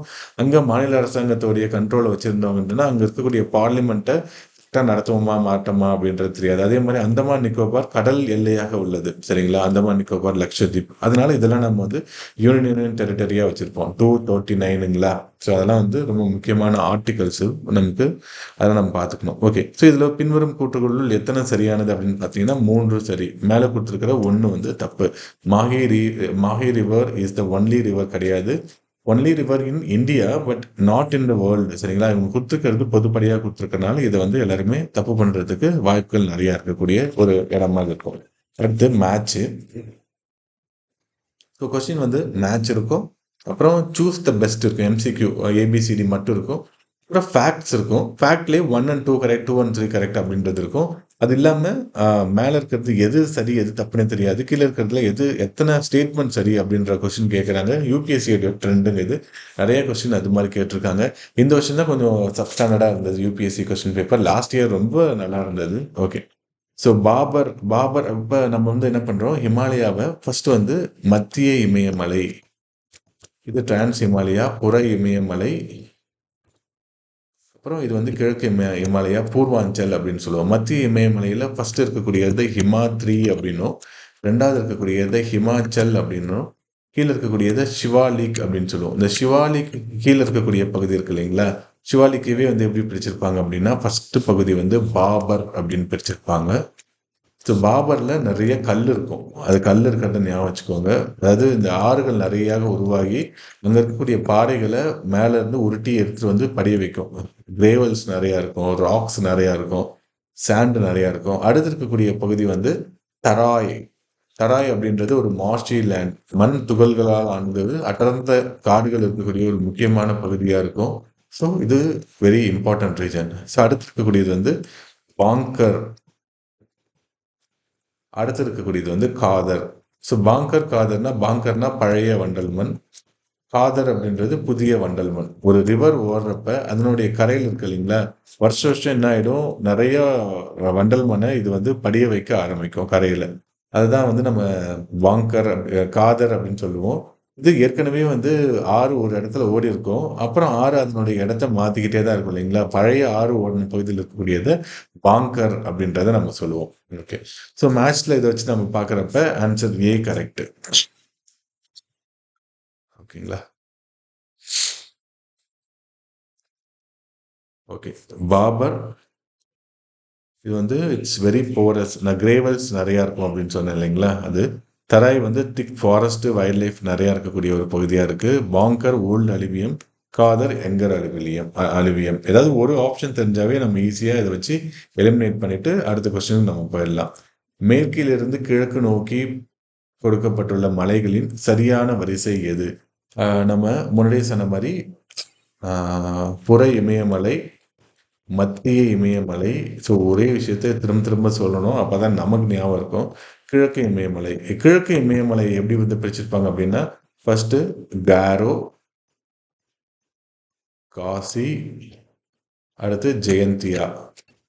அடுத்து இந்த மலை எப்படி ஆகும், இப்படி போய் திரும்ப பெண்ட் ஆகும். சரிங்களா? இது அந்தமான் நிக்கோபார் வரைக்கும் இமயமலையுடைய நீட்சிகள் இருக்கும்.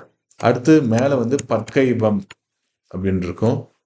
நாகா, மணிப்பூர் ஹில்ஸ், அடுத்து லுசாய். ஸோ எப்படி வேணாலும் கேட்கலாம் இந்த 7 மலைகளை. இந்த இமயமலை, கிழக்கு இமயமலை, பூர்வாஞ்சல் அப்படின்னு நம்ம சொல்லுவோம்.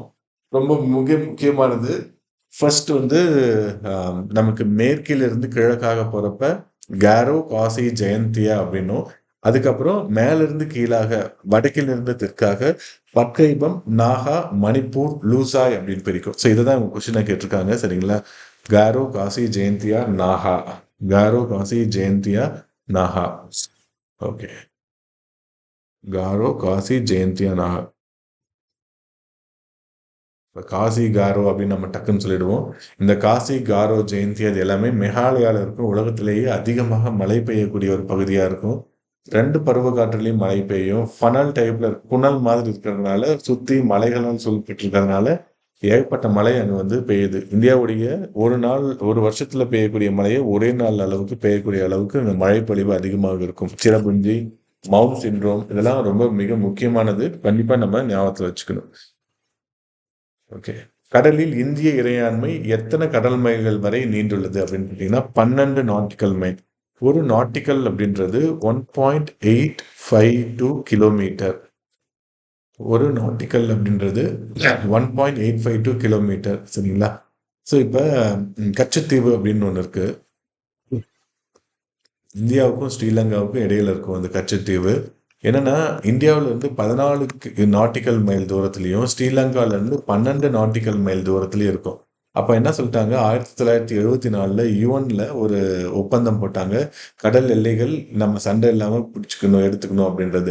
அதன்படி என்ன ஆயிடுச்சு, கச்சத்தீவு ஸ்ரீலங்கா கிட்ட போயிடுச்சு. அப்பயும் கூட இந்திய மீனவர்களுக்கு அது வந்து ஒரு பேரன் லேண்ட் தான், ஒன்றும் பெரிய உபயோகமான ஒரு இடம்லாம் கிடையாது. ஒரு மாதா கோயில் ஒண்ணு இருக்கும். அங்க வருஷத்துக்கு ஒரு தடவ சூசையப்பர் திருவிழாவோ ஏதோ ஒண்ணு நடக்கும். சரிங்களா? அதுக்கு மட்டும் நம்ம மீனவர்கள் போயிட்டு வரதுக்கு அவங்களுக்கு பர்மிஷன் இருக்கும். பாஸ்போர்ட் இல்லாமவே நம்ம போயிட்டு வரலாம். நம்மளுடைய இறையாண்மை இப்ப இல்ல. ஃபுல் அண்ட் ஃபுல் அது வந்து ஸ்ரீலங்காவுக்கு சொந்தமான ஒரு இடமாக மாற்றப்பட்டுள்ளது. ஸோ அன்இன்ஹாபிட்டட் ஏரியா சரிங்களா? மனிதன் வாழ்வதற்கு தகுந்த இடம் கிடையாது. என்னன்னா, அந்த தீவ சுத்தி இருக்கு. அது மொத்தமாவே ஒரு 285 ஏக்கர்ஸ் தான் இருக்கு. அத சுத்தி இருக்கக்கூடிய பகுதிகள் மிக அதிகமான கடல் வளம் இருக்கிறதுனால, மீன் வளம் நல்லா இருக்கு அங்க. கோரல்ஸ் நெறைய இருக்கிறதுனால, நெறைய அ அ பொருளாதார ரீதியாக மிக முக்கியமான ஒரு பகுதியா இருக்கு. ஆனால் நம்ம குடுத்தாச்சு. இப்ப நம்ம திருப்பி அத போய் சண்டை போட்டு வாங்கிட்டு இருக்க முடியாது. சரிங்களா? ஓகே. அடுத்து ட்ரைப்ஸு, அவங்களுடைய ஸ்டேட்ஸ் இதுவும் ரொம்ப முக்கியமானது. கண்டிப்பா ஒரு கொஸ்டின் அப்படின்றது கேட்பாங்க. எந்த ஸ்டேட்ல எந்த ட்ரைப் இருக்கிறாங்க அப்படின்றது. கண்டிப்பா இந்த கொஸ்டின் நம்ம அ ஒரு ஒரு 15, 20 ஃபேக்ட்ட நம்ம எழுதி வச்சு படிச்சு மனப்பாடம் பண்ணிட்டோம் அப்படின்னா, கண்டிப்பா ஈஸியா இது மாரி அ மேத்ஸ்ல கேட்டாங்கன்னா நம்மளால ஈஸியா எலிமினேட் பண்ண முடியும் இல்லைங்களா? ஸோ ஃபர்ஸ்ட் வந்து அங்கமீஸ். அங்கமீஸ் வந்து எங்க இருக்கிறாங்க? நாகாலாந்துல இருக்கிறாங்க. தோடாஸ் தோடாஸ் நமக்கு எல்லாருக்குமே தெரியும். தமிழ்நாடு, நம்மளுடைய நீலகிரி மலை இதில இருப்பாங்க. மாப்பிள்ளைகள் கிளர்ச்சி 1921ல ஹிஸ்ட்ரில நடக்கும் இல்லைங்களா? ஸோ கேரளால இருப்பாங்க. பிர்ஹார்ஸ் அப்படின்றவங்க மத்திய பிரதேஷ். சரிங்களா? காசிஸ் நம்ம இப்ப தான் பார்த்தோம். மேகாலயால காசி மலைத்தொடர் இருக்கு. அப்ப ஆப்ஷன் ஏ தான் வந்து இதுக்கு வந்து கரெக்ட். இதில ஏதாவது 1, 2 தெரிஞ்சாவே ஈஸியா எலிமினேட் பண்ண முடியும். ஆனா என்னன்னா, அ நம்ம 2 ஆப்ஷன எலிமினேட் பண்ணிட்டு 2 ஆப்ஷன் எலிமினேட் பண்ண முடியாம அளவுக்கு ஒரு இடம் இருக்கும் இல்லைங்களா? அதுதான் நமக்கு அதிகமான நேரத்த இந்த எக்ஸாம்ல எடுத்துக்கும். நம்ம அதிகமான நேரத்த கில் பண்றது எதுன்னா, 2 எலிமினேட் பண்ணிட்டு 2 இதுவா, அதுவா அப்படின்னு முடிவெடுக்கிறதுல தான் நம்ம அதிகமான நேரத்த நம்ம எடுத்துக்கிறோம். ஆறுகளின் நீளத்தின் குறைந்த அளவு வரிசையில் சரியான வரிசை எது? ஸோ ஃபர்ஸ்ட் பெரியாறு எது? 2வது பெரியாறு எது? அப்படின்ட்டு. எல்லாருமே மோஸ்ட்லி கங்கை தான் போடுவாங்க. கங்கை, பிரம்மபுத்திரா, கோதாவரி, நர்மதா போடுவாங்க. ஆனா, இவங்க இந்திய ஆறு அப்படின்னு கேட்கல. ஆறுகளின் நீளம் அப்படின்னு சொல்லியிருக்காங்க. ஸோ கொஸ்டின்ல ஏதாவது ஒரு பாயிண்ட்ல ஏதாவது உங்களுக்கு தெரியாத விஷயத்த ஆட் பண்ணியிருப்பாங்க. அத நாம கவனிக்கணும். சரிங்களா? ஸோ பிரம்மபுத்திரா தான் இந்தியாவுல இருக்கக்கூடிய பெரிய நதி. ஆனா இந்தியாவுல பாயறது அது நீளம் கம்மி தான். ஆனா நதிகளின் நீளத்தின் அடிப்படையில பிரம்மபுத்திரா தான் பெருசு. அடுத்து சிந்து வரும். அதுக்கப்புறம் தான் கங்கை நதியே வரும். சரிங்களா? அப்புறம் கோதாவரி.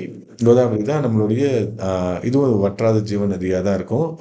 ஆல்மோஸ்ட் எல்லா மாசத்துலயுமே இந்த கோதாவரியும் தண்ணி ஓடிட்டே தான் இருக்கும். சரிங்களா? ம். நர்மதா ஆ இதற்கு அடுத்து இருக்கக்கூடிய முக்கியமான நதி. Narmada, Tapti, Vindhya,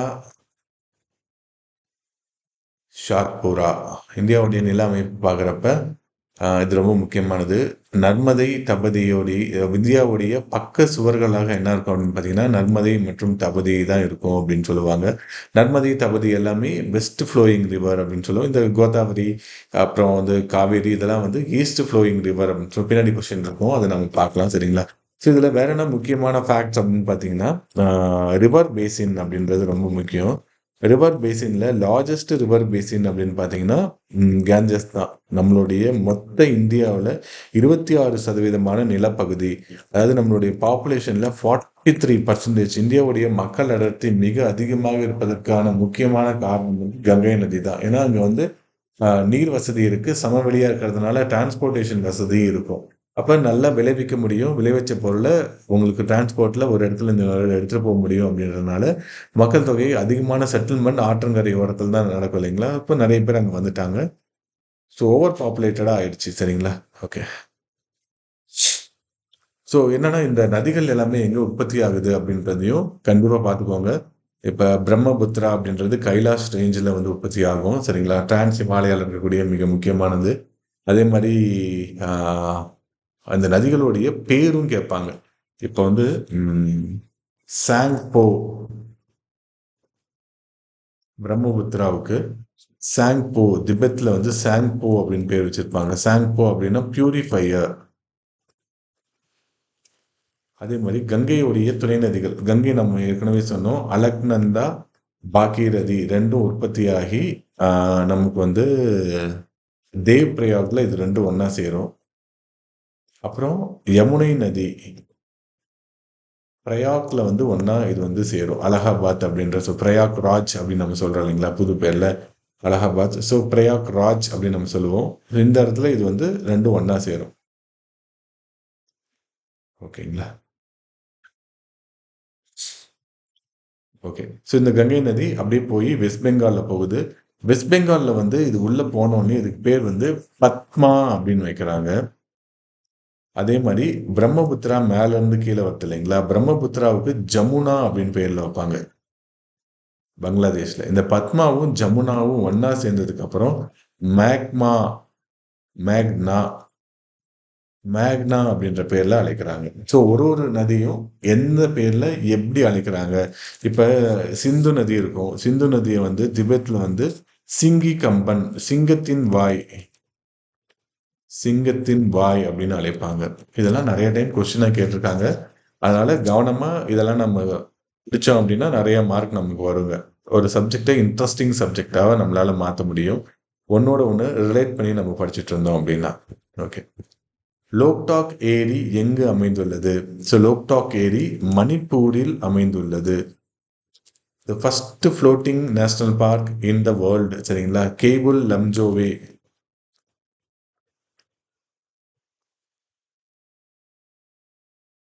cable லம்ஜோவே national park அப்படின்னு நம்ம சொல்லுவோம். ஃப்ளோட்டிங் நேஷனல் பார்க் மிதக்கும் தேசிய பூங்கா. ஸோ லோக்டாக் அப்படின்ற ஏரி இருக்கும். அந்த ஏரிக்கு மேல நெறைய நில அமைப்புகள் இருக்கு. அதுல ஒரு பெரிய நில அமைப்பு தான் இந்த கேபுல் லம்ஜோவே நேஷனல் பார்க்கு. உலகத்துல இருக்கக்கூடிய முதல் மிதக்கும் தேசிய பூங்கா. இங்க நெறைய ஃப்ளோரா, ஃபுன்னா அது எல்லாமே இருக்கு. உயிரினங்கள் நெறைய இங்க இருக்கு. சரிங்களா? ஓகே.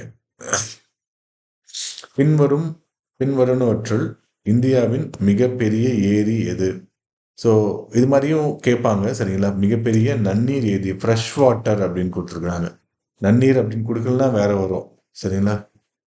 ஓகே. ஸோ இதுல வந்து நன்னீர் ஏரி அப்படின்னு குடுத்தனால, உலார் ஏரி. இது வந்து ஜம்மு அண்ட் காஷ்மீர்ல இருக்கு. உலார் ஏரி தான் இந்தியாவுடைய மிகப்பெரிய ஏரி.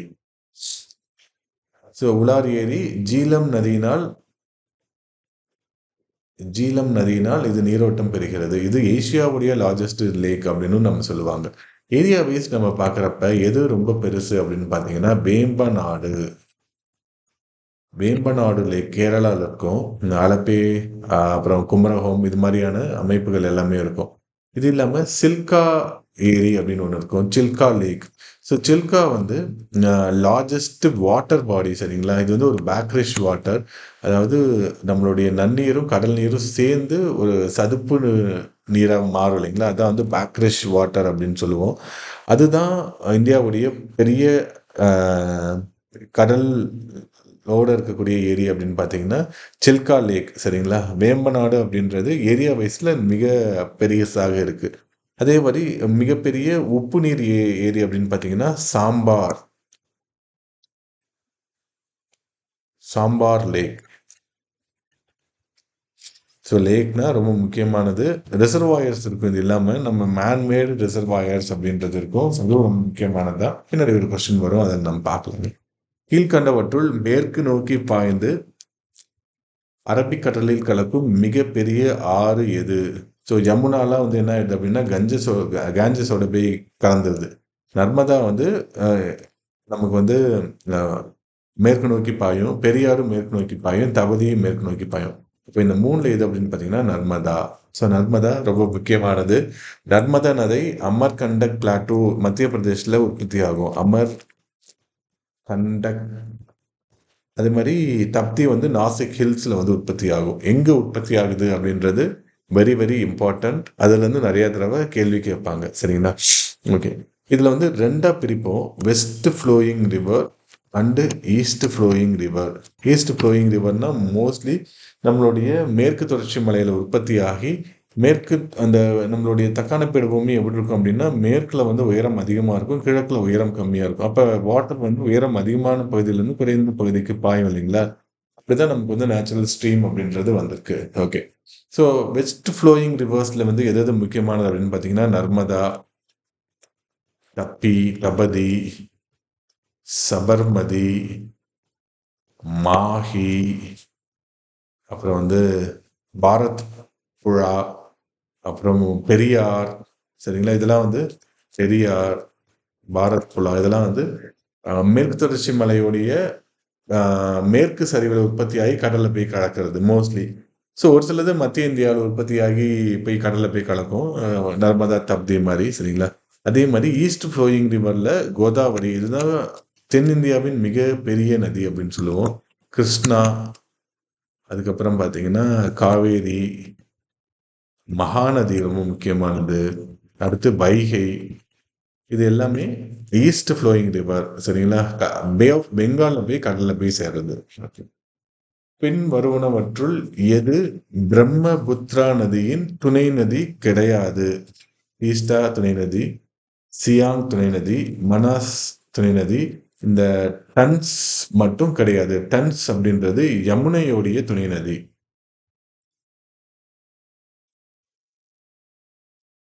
டன்ஸ் அப்படின்றது யமுனாவுடைய துணை நதி. இதுதான் பெரிய நதி.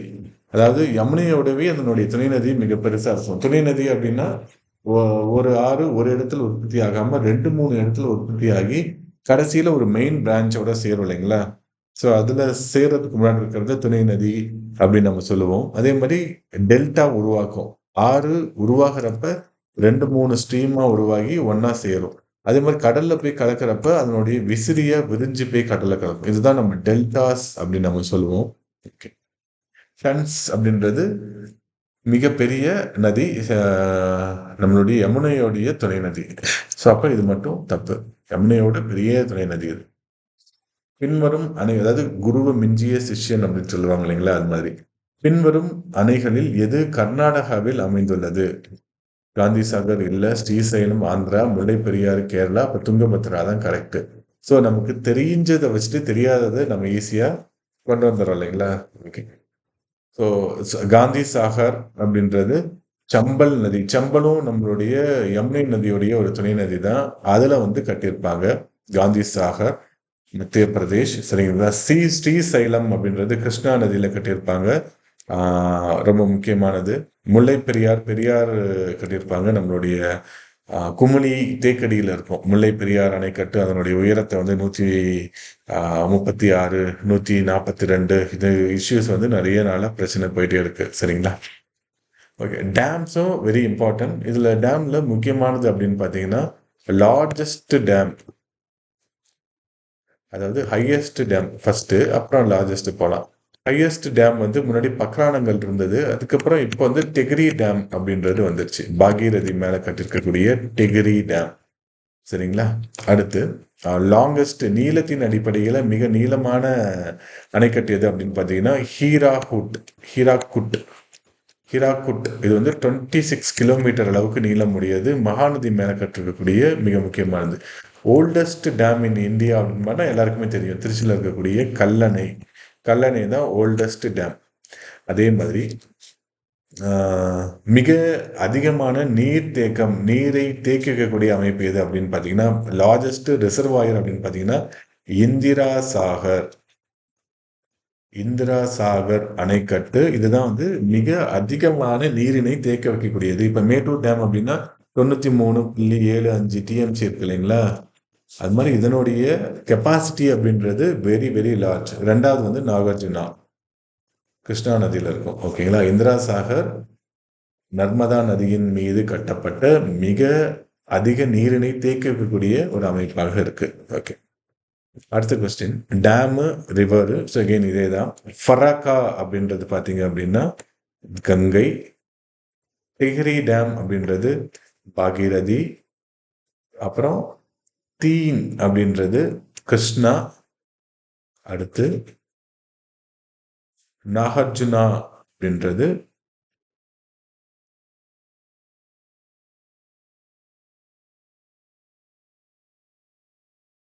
நாகார்ஜுனா கிருஷ்ணா.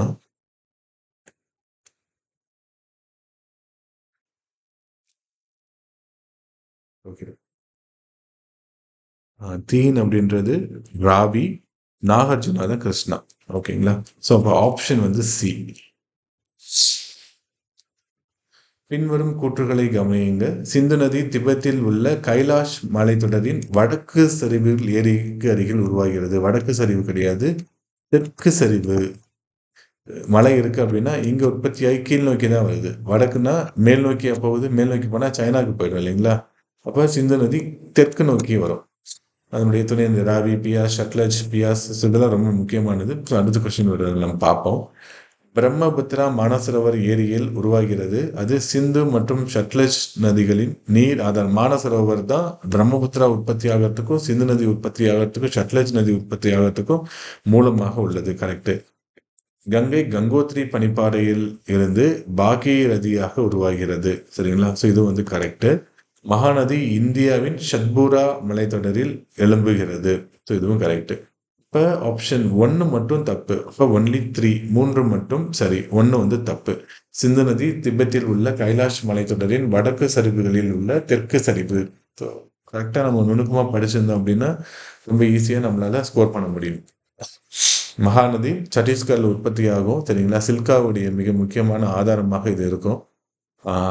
மகாநதிக்கு குறுக்க தான் நமக்கு வந்து இந்தியாவின் மிக நீளமான அணைன்னு சொல்லக்கூடிய ஹீராகுட் அணைக்கட்டு அப்படின்றத கட்டியிருப்பாங்க. மூசி ஆறு பின்வரும் எதன் துணை ஆறு? ஸோ மூசி, இது மாதிரி கொஸ்டினும் நிறைய டைம் கேட்பாங்க. கிருஷ்ணா, ஸோ எது எதனுடைய ட்ரிபியூட்ரி அப்படின்னு பார்க்குறப்ப இதில் என்ன கொடுத்துருக்காங்க? காவேரி கொடுத்துருக்காங்களா? ஸோ காவேரியுடைய துணை ஆறு அப்படின்னு பார்த்தீங்கன்னா ஹேமாவதி, அடுத்து அமராவதி, அடுத்து உங்களுக்கு தெரிஞ்ச நொய்யல், அடுத்து பவானி. இது எல்லாமே இதனுடைய மிக முக்கியமான துணையாறுகள். கோதாவரி, கங்கா அப்படின்னு முடிஞ்சாவே அது கோதாவரி. என் கங்கா, வெயின் கங்கா, அடுத்து இந்திராவதி. ஹேமாவதி வேற, இந்திராவதி வேற. சரிங்களா? இதெல்லாம் ஞாபகம் வச்சுக்கோங்க. இதெல்லாம் கொஸ்டின் நிறைய டைம் கேட்பாங்க. கோதாவரியுடைய முக்கியமான துணை ஆறுகள். கிருஷ்ணா அப்படின்னா நம்ம ஏற்கனவே பார்த்தோம். மூசி, துங்கபத்ரா. துங்கபத்ராவும் ரொம்ப முக்கியமானது. துங்கபத்ரா அதனுடைய மிக முக்கியமான துணையாறும் நீளமான துணையாறும். அடுத்து பீமா, மலப்பிரபா. ஓகேங்களா? ஸோ மகாநதி அப்படின்னு பார்த்தீங்க அப்படின்னா ஜோங்க், ஹஸ்டோ. ஸோ இதெல்லாம் மண்டு, இதெல்லாம் வந்து இதனுடைய முக்கியமான துணையாறுகள். துணையாறுகள் ரொம்ப முக்கியமானது. இமயமலை வெவ்வேறு பிரிவுகளின் இறங்கு வரிசையின் அடிப்படையில் அவற்றின் நீளத்தின் அடிப்படையில் சரியாக எழுதுக அப்படின்னு சொல்றாங்க. ஸோ என்னன்னா இமயமலையுடைய கிளாசிஃபிகேஷன் நம்ம முன்னாடியே சொல்லியிருந்தோம். டிரான்ஸ் இமாலயா, மத்திய இமாலயா, கிழக்கு இமாலயா அப்படின்ட்டு. ஸோ இதை வந்து ஆறுகள் பாயறதை வச்சு எப்படி பண்ணியிருப்பாங்க அப்படின்னா பிரிச்சிருப்பாங்க. ஃபர்ஸ்ட் இண்டஸ், இண்டஸ்ல ஆரம்பிச்சு ஷட்லஜ் வரைக்கும் இருக்கிறத பஞ்சாப் இமயமலை அப்படின்னு சொல்லியிருப்பாங்க. ஷட்லஜில் ஆரம்பிச்சு காலி ரிவர் இருக்கு இல்லைங்களா, அதை வந்து குமான் இமாலயா அப்படின்றத சொல்லியிருப்பாங்க. அடுத்து காலி ரிவர்ல ஆரம்பிச்சு டீஸ்டா ரிவர், இதுதான் நீளமான இமயமலை, நேபாள இமயமலை. டீஸ்டால ஆரம்பிச்சு திஹங்க் அப்படின்ற 6 வரைக்கும் இருக்கும். அதை வந்து நம்ம வந்து அஸ்ஸாம் இமாலயா அப்படின்னு சொல்லியிருப்போம். ஸோ இது மாதிரி 4 பிரிவாக பிரிச்சிருப்பாங்க. இதுல மிக நீளமானது அப்படின்னு பார்த்தீங்கன்னா முதல்ல வந்து பி ஆன்சர் நேபாள் ஹிமாலயா, 2வது அஸ்ஸாம் இமாலயா, 3வது பஞ்சாப், அடுத்துதான் குமான் இமாலயா. இதுவும் ரொம்ப முக்கியமானது. இதையும் நிறைய டைம் கொஸ்டினா வந்து கேட்டிருக்காங்க. புகழ்பெற்ற கலாச்சார தலமான ராணி கி வாவ் படிக்கட்டு எந்த ஆற்றின் கரையில் அமைந்துள்ளது? சரஸ்வதி. ஸோ இது வந்து நிறைய இங்கிலீஷ் படத்தில் கூட இருக்கும். பேட்மேன் நிறைய படத்தில் இருக்கும். சரிங்களா? 1000 வருஷத்துக்கு முன்னாடியே கட்டினது, மிக முக்கியமானது. குஜராத்தில் இருக்கக்கூடிய மிக முக்கிய சுற்றுலா தலமாக இது இருக்கு. ராணியின் படிக்கட்டு 2014 இது யுனெஸ்கோ ஹெரிட்டேஜ் சைட்டா அனௌன்ஸ் பண்ணியிருக்காங்க. யுனெஸ்கோவுடைய ஒரு பாரம்பரிய சின்னமாக இது அறிவிக்கப்பட்டுள்ளது. குஜராத் டூர் போனீங்கன்னா கண்டிப்பாக பார்க்கக்கூடிய மிக முக்கியமான இடமா இது இருக்கும். பான்சாகர் அணை எந்த ஆற்றில் கட்டப்பட்டுள்ளது? சோன், மத்திய பிரதேசத்தில் இருக்கக்கூடிய சோன்ல கட்டப்பட்ட மிக முக்கியமான ஆறு இது. சரிங்களா? ஸோ இதனுடைய நீர் பிரிப்பு வந்து பார்த்தீங்கன்னா மத்திய பிரதேஷுக்கு போகும், உத்தரப்பிரதேஷுக்கு போகும், பீகாருக்கும் போகும். அதாவது ஒரு அணையினால 2-3 மாநிலங்கள் பயனடையும். இப்போ வந்து கிருஷ்ணராய சாகர் கேஎஸ்ஆர் டேம் அப்படின்னு சொல்லுவோம். அந்த டேம்ல நீர் நிரம்பிருச்சு அப்படின்னா அதை தண்ணியை திறந்து விடுறாங்க. அதை நம்ம மேட்டூர் டேம்லையும் நம்ம தடுத்து நிறுத்தி இதை நம்ம விவசாயத்துக்கு பயன்படுத்துறோம் இல்லைங்களா? அது மாதிரி இந்த அணைக்கட்டு ரொம்ப முக்கியமானது. மேட்டூர் டேம் அப்படின்றது ரொம்ப முக்கியமானது. 1924ல கட்ட ஆரம்பிச்சு 35ல கட்டி முடிச்சிருப்பாங்க. 34ல அதாவது 25ல கட்ட ஆரம்பிச்சு 34ல முடிச்சிருப்பாங்க. தமிழ்நாட்டுல எத்தனை மாவட்டங்களின் வழியாக போகுது அப்படின்னா 12 மாவட்டங்களின் வழியாக போகும். 120 ஃபீட் வரைக்கும் நீரை இதனால சேமிக்க முடியும். 93.5 டிஎம்சி நீரை தேக்கி வைக்க முடியும். சரிங்களா? இதெல்லாமே முக்கியமான ஃபேக்ட்ஸ். நிறைய தடவை கொஸ்டினும் கேட்டிருக்காங்க. ஓகே. அணைக்கட்டு அப்படின்னா வேற என்ன அணைக்கட்டு அப்படின்னு பார்த்தீங்கன்னா ரிகெண்ட் அணைக்கட்டு அப்படின்னு ஒன்று இருக்கும். ரிகெண்ட். ஸோ ரிகெண்ட் வந்து எங்க இருக்கு அப்படின்னு பார்த்தீங்கன்னா உத்தரப்பிரதேஷ்ல இருக்கு. இதனுடைய ரிசர்வாயர் பேர் வந்து கோவிந்த் சாகர் அணைக்கட்டு. கோவிந்த சாகர் கோவிந்த சாகர் அப்படின்னு சொல்லுவோம். சரிங்களா? அடுத்து கோவிந்த் வல்லபா சாகர் வல்லபா பண்ட். சரிங்களா? கோவிந்த் வல்லபா பண்ட் அப்படின்னு அணைக்கட்டு அப்படின்ற பேர்ல சொல்றோம். அடுத்து சர்தார் சரோவர் அணைக்கட்டு. இது குஜராத்ல இருக்கு. இது வந்து நர்மதா நதி மேல அமைஞ்சிருக்கு. அடுத்து 24வது கேள்வி.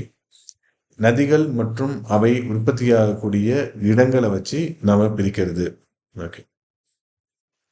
ஆன்சர் 4, 3, 2, 1. தபி அப்படின்றது பெட்டூல். நம்மளுடைய நாசிக் ஹில்ஸ்ல இருக்கக்கூடிய மிக முக்கியமான பகுதி. நர்மதா அப்படின்றது அமர்கண்டக் பிளாட்டூ. கிருஷ்ணா மகாபலேஸ்வரர். காவிரி பிரம்மகீர் அப்படின்ற இடத்துல உற்பத்தி ஆகுது. தலை காவேரி அப்படின்றத நம்ம சொல்லுவோம் இல்லைங்களா? குடகு நாடு கூர்குல உற்பத்தி ஆகக்கூடிய மிக முக்கியமான நதி. ஓகே. 25 டெகரி அணை அலக்நந்தா உத்தராகண்ட். இந்த அலக்நந்தா அப்படின்றது மட்டும் தப்பு. பாகீரதி நீர் ஆத்துல உத்தராகண்ட் மாநிலத்துல டெகரி அணை அப்படின்றத கட்டியிருப்பாங்க. இந்தியாவுடைய one of the tallest dam அதுதான். இந்திரா சாகர் அணை நர்மதா மத்திய பிரதேஷ் கரெக்ட். சர்தார் சரோவர் நர்மதா குஜராத். பக்ரானங்கல் ஷட்லஜ் ஹிமாச்சல் பிரதேஷ். நம்ம வந்து ஈஸியா என்ன பண்ணிருப்போம், இதை ரெண்டுத்தையும் ரைட் போட்டிருப்போம். நமக்கு தெரியாது அலக்நந்தாவா பாகிரதியா அப்படின்றது. ஆனா ஷட்லஜ் அப்படின்றது பஞ்சாப் மேலதான் இருக்கு அப்படின்ட்டு ரொம்ப ஈஸியா தப்பு பண்ணக்கூடிய இடங்கள். ஆனா அது இமாச்சல் பிரதேஷ்ல தான் இருக்கு. பார்த்துக்கோங்க. 26 இந்தியாவின் எந்த மாநிலத்தில் மின்னல் புயலால் ஏற்படும் மழை செர்ரி பிளாசம் என்று அழைக்கப்படுகிறது?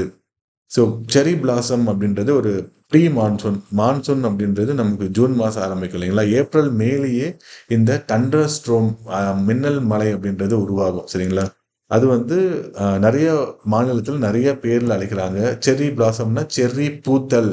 செர்ரி பழம் பூப்பதற்கு நீர் வேணும். அந்த நீரை இந்த ப்ரீ மான்சூன் அப்படின்றது தருது. அதை கர்நாடகால நம்ம வந்து செர்ரி பிளாசம் அப்படின்ற பேர்ல அழைக்கிறோம். மார்ச், ஏப்ரல், சரிங்களா, மே இந்த காலத்துல இங்க வந்து நிறைய மழை பெய்யும். ஸோ அப்ப வந்து நமக்கு வந்து மா அறுவடை செய்யறதுக்கு காஃபி உற்பத்திக்கு இதுக்கெல்லாம் வந்து ரொம்ப மிக முக்கியமான மழையா இந்த மலை அப்படின்றது இருக்கும். ஓகே. கொஸ்டின் நிறைய இப்ப கூட குரூப் 2ல கேட்டிருந்தாங்க. தவறான ஜோடியை கண்டறிக. தேநீர் மலை அஸ்ஸாம் கரெக்ட். மாம்பழம் மலை கேரளா கரெக்ட். கால பைசாகி பஞ்சாப் கிடையாது. இது வந்து வெஸ்ட் பெங்கால். அஸ்ஸாம் கால் பைசாக்கி. செரி பூதல் கர்நாடகா மேலவே இருக்கு இல்லைங்களா? அப்ப சி மட்டும் தவறானது. அதே மாதிரி லூ அப்படின்ட்டு ஒரு வெப்ப காற்று அப்படின்றதும் வீசும். லூ வந்து பாத்தீங்கன்னா டெம்பரேச்சர் வந்து 45 to 50 டிகிரி வரைக்கும் பதிவாகும். அந்த சமயத்துல ராஜஸ்தான்ல இருக்கக்கூடிய பாலை நிலத்துல என்ற அதிகமான அளவு நமக்கு வந்து ஏற்படுத்தும். ஓகே. தென்மேற்கு பருவமழை தென்மேற்கு பருவமழையிலிருந்து கீழ்கண்டவற்றுள் எந்த மாநிலம் முதலில் மழையை பெறுகிறது? தென்மேற்கு பருவமழையில் இருந்து கீழ்கண்ட எந்த மாநிலம் முதலில் முதலில் அப்படின்னா கேரளா தான். கிளவுட் பர்ஸ்ட் அப்படின்னு சொல்லுவோம். அடிச்சு மழை நிமித்தம். சரிங்களா?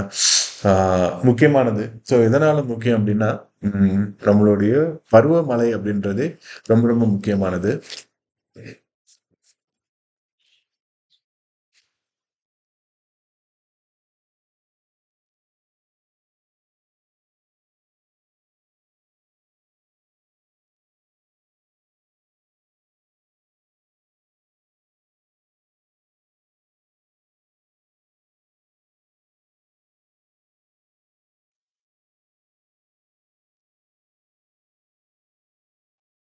பருவமழை அப்படின்றத பார்த்தீங்க அப்படின்னா, பருவமழை எப்படி உற்பத்தி ஆகுது அப்படின்னு பார்த்தீங்கன்னா, நம்மளுடைய பூமியில் சூரியன் அ ஜூன் மாசத்துல நம்மளுடைய கடகரேகையில மேல வந்து ஜூன் 21 கடகரேகையில சூரியன் இருக்கும். அது ஆ நம்மளுடைய பூமத்திய ரேகையில மார்ச் 21ல சூரியன் உதிக்க ஆரம்பிச்சு, அது மெல்ல மெல்ல மேல ஜூன் 21ல நம்மளுடைய வட இந்திய சமவெளிகள்ல நம்மளுடைய சூரியன் அப்படின்றது உதிக்கும். அப்ப என்ன ஆயிடும், இங்க வந்து ஒரு லோ பிரஷர் அப்படின்றது கிரியேட் ஆகும். நம்மளுடைய ஆ காற்று பட்டை அதுல ரொம்ப முக்கியமானது பட்டை அப்படின்னு பார்த்தீங்கன்னா, இன்டர் டிராபிக்கல் கன்வர்ஜென்ஸ் ஜோன் அப்படின்னு சொல்லுவாங்க.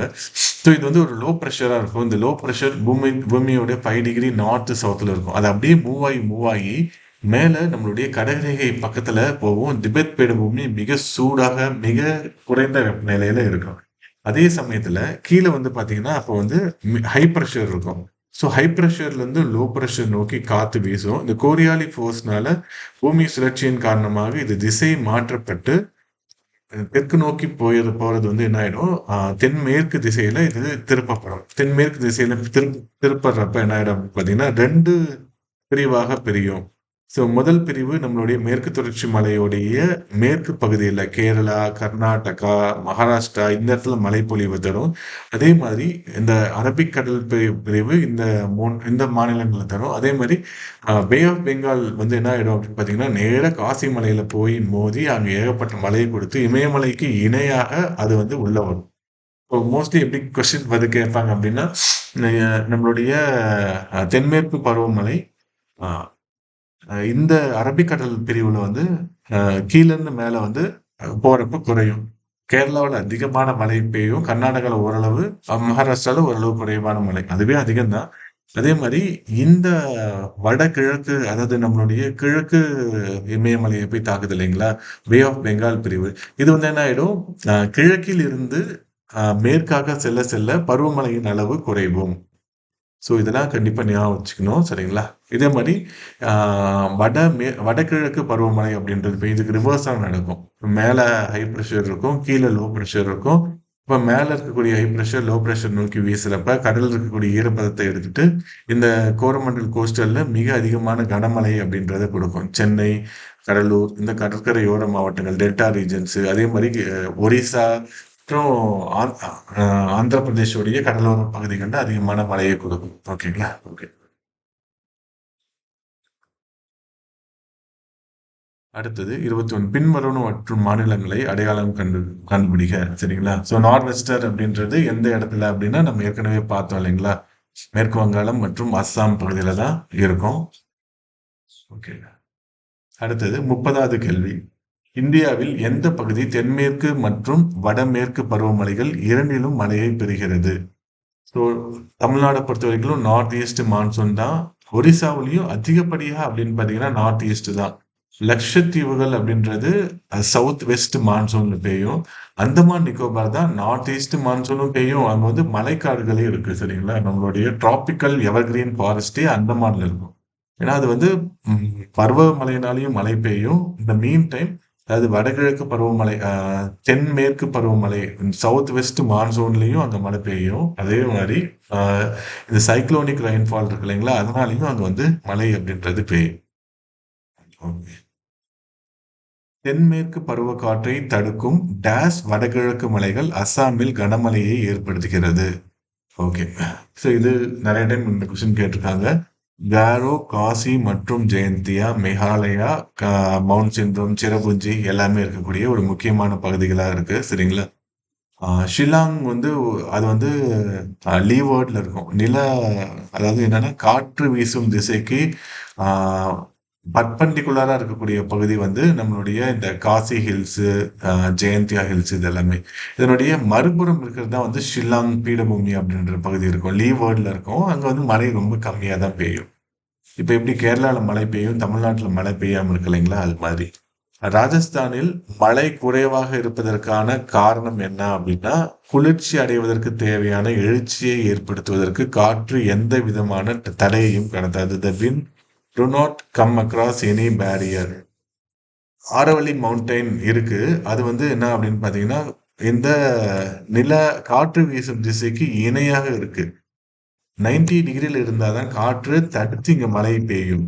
ஸோ இணையான திசையில இல்லாதனால இங்க வந்து பருவமழை அப்படின்றது இல்லாம போயிடுது. ஆரோவிலி மவுண்டைன், குரு ஷிகார் அதனுடைய மிக உயர்ந்த பகுதி.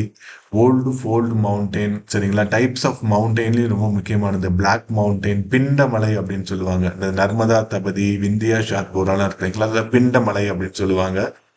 கிளாசிஃபிகேஷன் ஆஃப் மவுண்டெயினும் ரொம்ப ரொம்ப முக்கியமானது. Young fold mountain, old fold mountain, அப்புறம் வந்து பிளாக் மவுண்டைன் அப்படின்னு சொல்லுவோம். அப்புறம் ரெசிடிவல் மவுண்டைன். இப்போ நீலகிரி எல்லாமே எஞ்சிய மலை அப்படின்றத சொல்லுவோம்.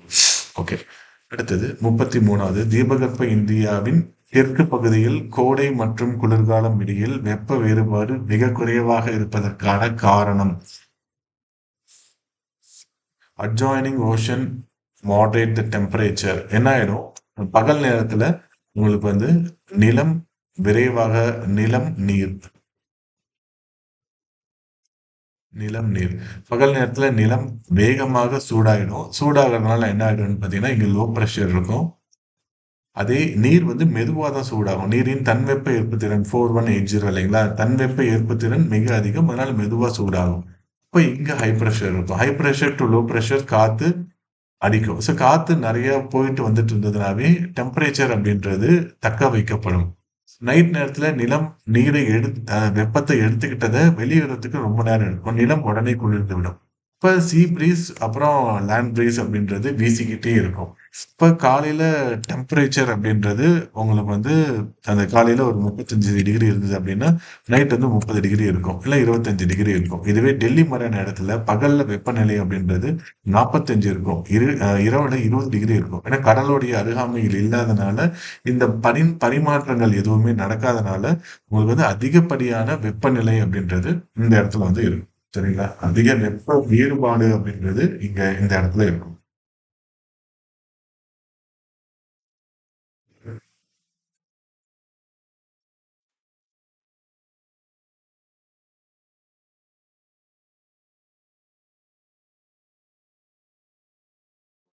34வது கேள்வி.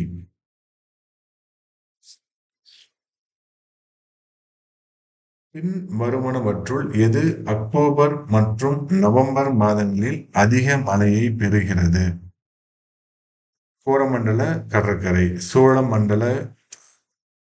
கோரமண்டல் கோஸ்ட் சரிங்களா? உட்கல் கோஸ்ட், ஒரிசால இருக்கக்கூடியது உட்கல் கோஸ்ட் அப்படின்னு சொல்லுவோம். கேரளால இருக்கக்கூடியது மலபார் கோஸ்ட் அப்படின்னு சொல்லுவோம். தமிழ்நாட்டில் இருக்கக்கூடியது சோழமண்டல கடற்கரை அப்படின்னு சொல்லுவோம். இதெல்லாம் ரொம்ப முக்கியமானது. கோவால இருக்கிறத எந்த பேர்ல நாம சொல்லுவோம் சொல்லுங்க? இது கொன்கன் கடற்கரை அப்படின்னு சொல்லுவோம். கர்நாடகா, கோவால இருக்கிறத. இதெல்லாம் ரொம்ப முக்கியமானது. கோஸ்டல் பிளெயின் அப்படின்றது அதையும் நம்ம ஞாபகம் வச்சுக்கணும். ஓகே. குறுகிய கால காலநிலை கணிப்புகளுக்கு கடந்த தசாப்தத்தில் கண்டறியப்பட்ட பின்வருவன நிகழ்வுகளில் ஒன்று இந்திய துணைக்கண்டத்தில் அவ்வப்போது பலவீனமான பருவமழையுடன் தொடர்புடையது. எது? For short-term climatic prediction, which one of the following events detected in the last decade is associated with occasional peak monsoon rains சரிங்களா? இது வந்து நம்ம வந்து எல்னினோ என்சோ அப்படின்னு சொல்லுவோம். எல்னினோ எஃபெக்ட் மற்றும் சதர்ன் ஆசோலேஷன். ஸோ இந்த எல்னினோ மட்டுமே ஒரு 40 மினிட்ஸ் கிளாஸாக எடுக்கலாம் சரிங்களா? அவ்வளோ விஷயம் இதில் இருக்கும். ஜியாகிரஃபியுடைய உச்சம் இந்த எல்னினோலாம். அதாவது உங்களுக்கு புரியணும் அப்படின்னா ஜியாகிரஃபியில் இருக்கக்கூடிய எல்லாத்தையுமே புரிஞ்சிருந்தா மட்டும்தான் இந்த கான்செப்ட் உங்களுக்கு புரியும். நான் சும்மா பேசிக்காக மட்டும் சொல்லிடுறேன். இப்போ பசிபிக் ஓஷனில் சவுத் அமெரிக்கா இருக்கும். சவுத் அமெரிக்காவில் பெரு கடற்கரை இருக்கும். ஸோ பெரு கடற்கரையில் வந்து யூஸ்வலாக வந்து என்ன இருக்கும் அப்படின்னு பார்த்தீங்கன்னா உங்களுக்கு வந்து குறைந்த அழுத்தம் அப்படின்றது இருக்கும், அதிக அழுத்தம் அப்படின்றது இருக்கும். அதே ஆஸ்திரேலியா இந்த இடத்துல இருக்கும். இங்கே வந்து அதிக அழுத்தம், குறைந்த அழுத்தம் இருக்கும். அதாவது இங்கே வந்து லேண்ட் வந்து நீர் வந்து ஹாட்டாக இருக்கும். இந்த இடத்துல வந்து கோல்டாக இருக்கும். ஸோ ஹாட் டு கோல்டு நடக்கும். வாக்கர் சைக்கிள் இப்படி என்ன ஆகிடும், இயக்கம் இது மாதிரி நடந்துட்டு இருக்கிறதுனால என்ன ஆகிடும், உங்களுக்கு வந்து இந்த யூஸ்வலாக இருக்கிறதுல மழை அப்படின்றது ரொம்ப கம்மியாக இருக்கும். இது ஆப்போசிட் நடக்கிறது தான் வந்து நம்மளுடைய எல்னினோ எஃபெக்ட் சொல்லுவோம். இங்கே இருக்கக்கூடிய ஹை ப்ரெஷர் லோ ப்ரெஷர் அப்படின்றது ஹை ப்ரெஷராக மாறிடும். இப்போ என்ன ஆயிடும், இங்க இருக்கக்கூடிய வெப்ப நீர் வந்து இங்க மூவ் ஆகி இந்த இடத்துல அதிகமான மழை பொழிவு தரும். அதனுடைய அடுத்த சைடு நம்மளுடைய இந்தியாவில் இருக்கக்கூடிய இந்திய பெருங்கடல்ல இங்க மான்சூனுக்காக உருவாகக்கூடிய ஹை பிரஷர் போய் லோ பிரஷராகவே இருக்கும். இந்த லோ பிரஷர் இருக்கிறதுனால மேலேயும் லோ பிரஷர் இருக்கும். இப்போ பருவக்காற்று வீசுறது ரொம்ப கம்மியா இருக்கும். அதனால இந்தியாவுடைய காலநிலை அப்படின்றது மாறும். இது வந்து எதனால ஏற்படுது அப்படின்றது இன்னைக்கு வரைக்கும் யாராலையும் கண்டுபிடிக்க முடியலைங்க. சரிங்களா? ஸோ இந்த ஹை பிரஷர், லோ பிரஷர் அப்புறம் நம்மளோட ஓஷன் கரண்ட் அதனுடைய டெம்பரேச்சர் மாறுறது அப்படின்றது இன்னும் யாராலையும் கணிக்க முடியல. பேசிக்கா நமக்கு தெரிஞ்சுக்க வேண்டியது, தென் அமெரிக்கால இருக்கக்கூடிய பெரு கடற்கரையில அதிகமான மழை பெய்ஞ்சது அப்படின்னா எல்னினோ எஃபெக்ட் இருக்கும். அதனால இந்தியாவுல பருவநிலை மாற்றம் அப்படின்றது இந்தியாவுல ஆஹ், அதிகப்படியான மழையும் கொடுக்கும். இப்போ சென்னை ஃப்ளட்ஸ் நடந்தது இல்லைங்களா, அது மாதிரி கொடுக்கும். இல்லைன்னா ட்ரவுட் வறட்சியும் வந்து இது வந்து ஏற்படுத்தும். இது ரெண்டும் ரொம்ப ரொம்ப முக்கியமானது. இதை கண்டிப்பா நம்ம ஞாபகம் வச்சுக்கணும். இது வந்து நிறைய டைம் கொஸ்டினா வந்து கேட்டிருக்காங்க.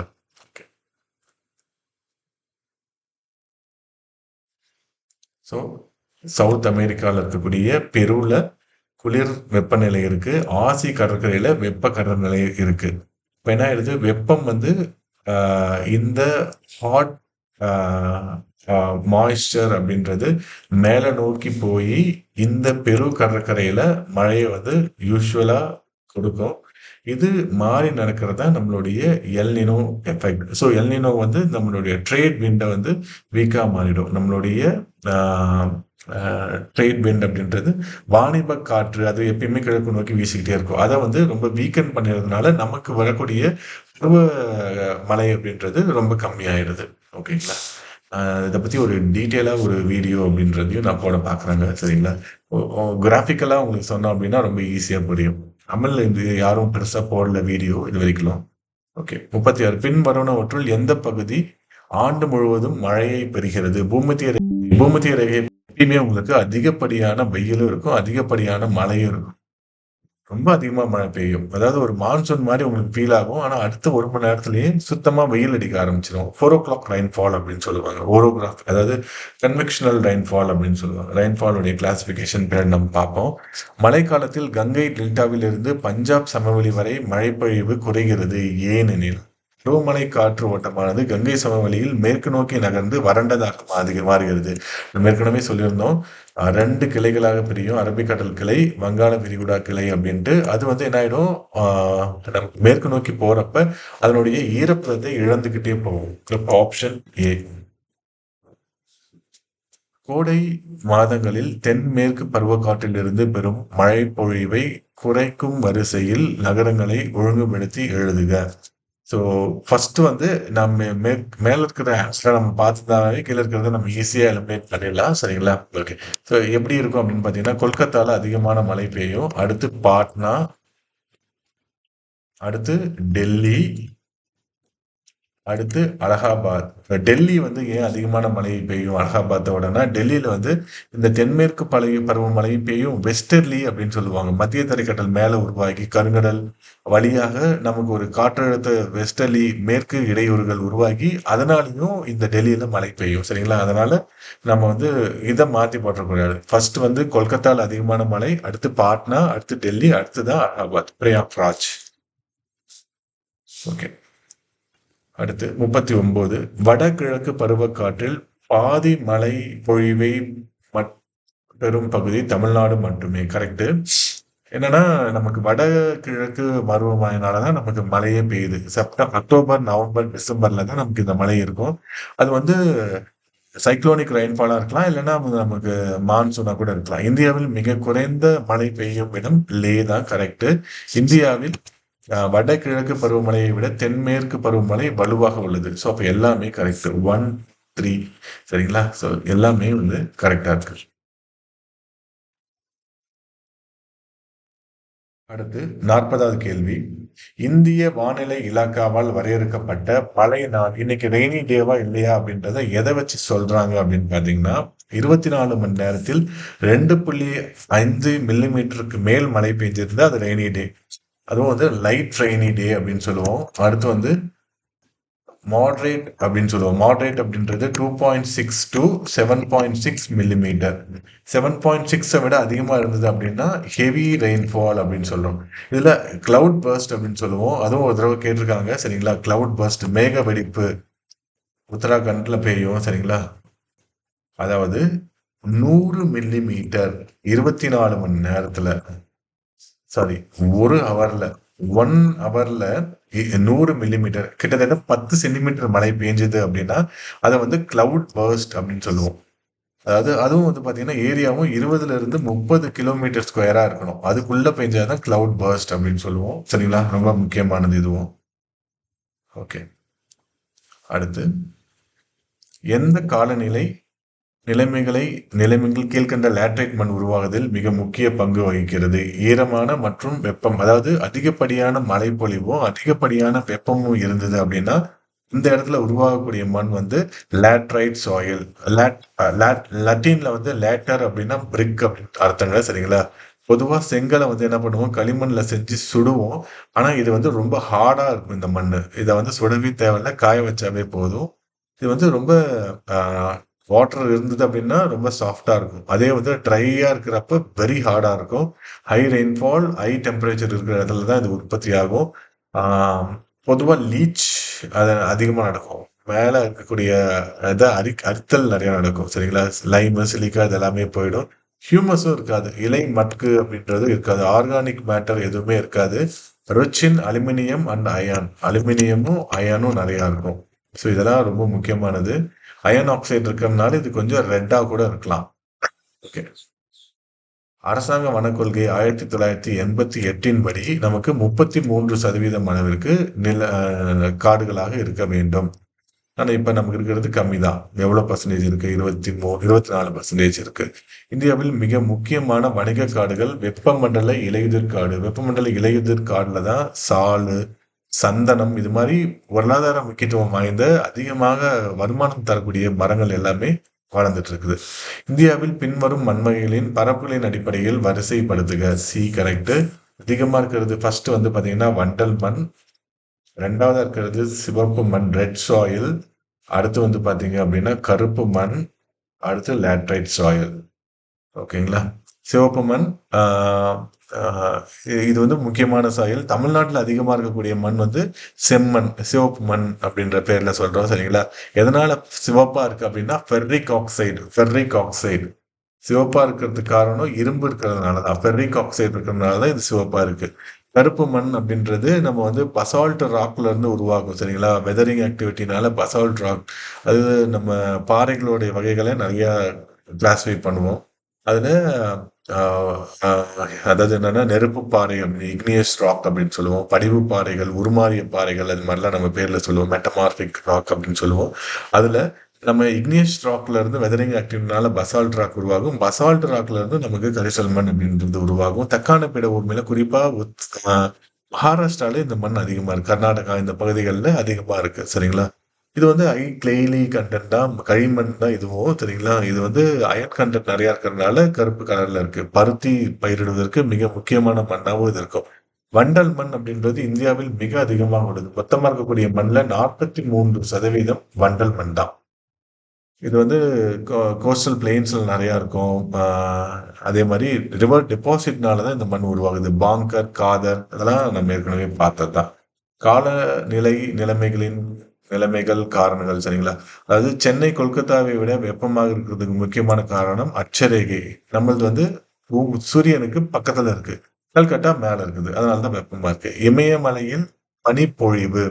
ஸோ இமயமலையில் பனிப்பொழிவு மேற்கத்திய உயரம் காரணமாக இருக்கு. உயரம் அதிகமாக பனிப்பொழிவு அப்படின்றது நடக்கும். மேற்கு வங்கத்தில் இருந்து பஞ்சாப் பஞ்சாபிற்கு மழை பொழிவு குறைவதற்கு காரணம் அப்படின்றது கடலில் இருந்து தூரமாக இருக்கிறது. ஷட்லஜ், கங்கை சமவெளி குளிர்காலத்தில் சிறிய மலைகள், மேற்கத்திய இடையூறுகள், வெஸ்டர்ன் டிஸ்டர்பன்ஸ் அப்படின்ற நம்மளுடைய காஸ்பியன் கடல், மத்திய தரைக்கடல் மேல இருக்கக்கூடிய அதிக அழுத்தம் வந்து இது இந்தியா நோக்கி பாயும் சரிங்களா. ஸோ அப்ப மழைப்பொழிவை தரும். இந்தியாவின் பின்வரும் எந்த நகர்களில் தினசரி வெப்ப வரம்பு அதிகமாக உள்ளது அப்படின்னு அதிகபட்சம் உள்ளது அப்படின்னா நம்ம ஏற்கனவே பார்த்தது தான் புதுடெல்லி. மற்றது எல்லாமே கடலோட இருக்கிறதுனால இந்த வெப்பநிலை அதிகமாக மாறுவதை கம்மி பண்ணிடும். ஓகேங்களா? ஓகே. இந்தியாவில் சிவப்பு பாண்டா இயற்கையாகவே மேற்கு இமயமலையில் அமைந்துள்ளது. மேற்குல கிடையாது, கிழக்குல தான் இருக்கு. மேற்கு இமயமலையில சீட்டாஸ் வந்து நிறைய இருக்கு. அதாவது சிறுத்தை புலிகள், சிறுத்தைகள் ரொம்ப நிறைய இருக்கக்கூடிய ஒரு இடமாக இருக்கு. இந்தியாவில் தேவாங்கு இனம் அதிகமாக வடகிழக்கின் அடர்ந்த இன பகுதிகளில் காணப்படுகிறது. ரைட். அப்ப only two correct. Option B தான் இதுல வந்து சரியானது. அடுத்து 48 பின்வரும் மாநிலங்களில் மொத்த புவியியல் பகுதிக்கு வனப்பகுதியின் சதவீதத்தில் அதிகமாக உள்ளது எது அப்படின்னு பார்த்தீங்கன்னா அருணாச்சல் பிரதேஷ் தான் மிக அதிகமாக உள்ளது. ஆனால் மத்திய பிரதேஷ் தான் காடுகளின் பரப்பளவில் மிக அதிகமாக உள்ளது. ரெண்டாவது இடம் தான் அருணாச்சல் பிரதேஷில் இருக்கும். தமிழ்நாட்டில் பார்த்தீங்கன்னா எந்த மாவட்டம் அதிகமாக இருக்கு அப்படின்னு பார்த்தீங்கன்னா எல்லாத்துலயும் தப்பா நிறைய நீலகிரி அப்படின்னு போட்டிருக்காங்க. ஈரோடு தான் அதிகமான காடுகள் கொண்டுள்ள ஒரு பகுதியாக இருக்கு. ரெண்டாவது கோவை, மூணாவது திண்டுக்கல், அப்புறம் தான் நீலகிரி வருது. சரிங்களா? தமிழ்நாடுடைய ஃபாரஸ்ட் கவர் அப்படின்னு பார்த்தீங்கன்னா பாலிசி நோட்ல இருந்து எடுத்துடுங்க. 20.27% நமக்கு காடுகள் இருக்கு. ஆனால் 33% நம்மளுடைய 1988 தேசிய வன கொள்கையின் அடிப்படையில் சொன்னாங்க. ஸ்டேட் ஃபாரஸ்ட் பாலிசி அது தமிழ்நாட்டில் போட்டிருக்காங்க. ஸ்டேட் ஃபாரஸ்ட் பாலிசி 2018 போட்டிருக்காங்க. இது very very very important questions இதுல இருந்தும் கேட்பாங்க.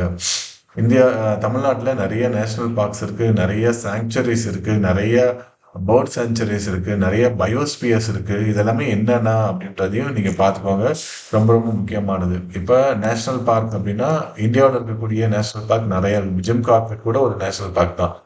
தமிழ்நாட்டில் வந்து என்னென்ன இருக்கு அப்படின்னு பார்த்தீங்கன்னா மரைன் நேஷனல் பார்க் இருக்கு. Gulf of Mannar national park, அடுத்து இந்திரா காந்தி நேஷனல் பார்க், அடுத்து Guindy national park, Mukurthi national park, Mudumalai national park. 5 தேசிய பூங்காக்கள் தமிழ்நாட்டில் இருக்கு. இது இல்லாமல் சாங்சுரிஸ் 17 சாங்சுரிஸ் இருக்கு. நிறைய சாங்சுரிஸ் இருக்கு. மேகமலை, முதுமலை, அப்புறம் வந்து பார்த்தீங்கன்னா சத்தியமங்கலம், அப்புறம் வந்து களக்காடு, முட்டந்துறை, இதெல்லாம் புலிகள் சரணாலயமாகவும் இருக்கு. இந்த நம்ம சொன்னது எல்லாமே சரிங்களா? இதே மாதிரி காவிரி சவுத் அப்படின்ட்டு இப்போ புதுசாக சொல்லியிருக்காங்க. கிருஷ்ணகிரி, தருமபுரி மாவட்டத்தில் இருக்கக்கூடியதை புதுசாக வைல்ட் லைஃப் சாங்சுரியா அனௌன்ஸ் பண்ணியிருக்காங்க. ஒரு அருகே வரக்கூடிய இனத்தை பாதுகாக்கிறது தான் சாங்சுரி அப்படின்னு சொல்லுவோம். சரிங்களா? அதே மாதிரி கடவுர் அப்படின்ற இந்த கரூர், திண்டுக்கல்ல இருக்கக்கூடிய தேவாங்கிற்கான ஒரு தேசிய பூங்கா அப்படின்றது இப்போதைக்கு சாங்சுரி, அதாவது தேவாங்கிற்கான சரணாலயம் அப்படின்றது 2022 உருவாக்கப்பட்டுள்ளது. காவேரி சவுத், தெற்கு காவேரி சாங்சுரி மற்றும் கடவுர். சரிங்களா? இது ரெண்டும் ரொம்ப முக்கியமானது. கடலூர் தேவாங்கிற்கான சரணாலயம். பேர்ட் சாங்சுரி நிறைய இப்போ வேடந்தாங்கல், வேட்டங்குடி சிவகங்கையில் இருக்கும். வேடந்தாங்கல் காஞ்சிபுரம், புலிக்காட் திருவள்ளூர்ல இருக்கும். கழுவேலி. சரிங்களா? அதே மாதிரி நஞ்சராயன் திருப்பூர்ல இப்ப கடைசியா சொல்லியிருக்கிறது 17ஆவதா சொல்லியிருக்கிறது வந்து பாத்தீங்கன்னா நஞ்சராயன் அப்படின்ட்டு திருப்பூர்ல சொல்லியிருப்பாங்க. கழுவேலி எங்க இருக்கும் சொல்லுங்க. அடுத்து பயோஸ்பியர்ஸ் அப்படின்றது Nilgiri biosphere, gulf of Mannar biosphere, Agastya biosphere. இது எல்லாமே ரொம்ப ரொம்ப முக்கியமானது. ஓகே. அடுத்த கொஸ்டின் மேட்ச். சதுர்த்தி, விபாஸ், பாருஸ்னி இதெல்லாம் என்னன்னே தெரியாது. இதெல்லாம் வந்து அதனுடைய புராதன பெயர், பழைய பெயர்கள். சரிங்களா? இதுக்கு ஆன்சர் வந்து ஏ 31254 அப்படின்றதுக்கும் நீங்க மேட்ச் பண்ணி பார்த்துக்கோங்க. சிந்து நதி உற்பத்தி ஆகும் ஜீலம், செனாப், ராவி, பியாஸ், சட்லஜ். ஸோ இதில் ஃபர்ஸ்ட் 3 இருக்கு இல்லைங்களா? அது வந்து எக்ஸ்க்ளூசிவ்லி ஃபார் பாகிஸ்தான். அப்புறம் இந்த ராவி, பியாஸ், சட்லாஜ் அப்படின்றது நமக்கு எடுத்துப்போம். சரிங்களா? சிந்து நதி ஒப்பந்தம் 1960 ஏற்படுது இல்லைங்களா? ஸோ இதில் மிக பெருசு அப்படின்னு பார்த்தீங்க அப்படின்னா சைஸ் அடிப்படையில் பெருசு அப்படின்னு பார்த்தீங்கன்னா ஷட்லஜ் பெருசாக இருக்கும், செனாப் பெருசாக இருக்கும்.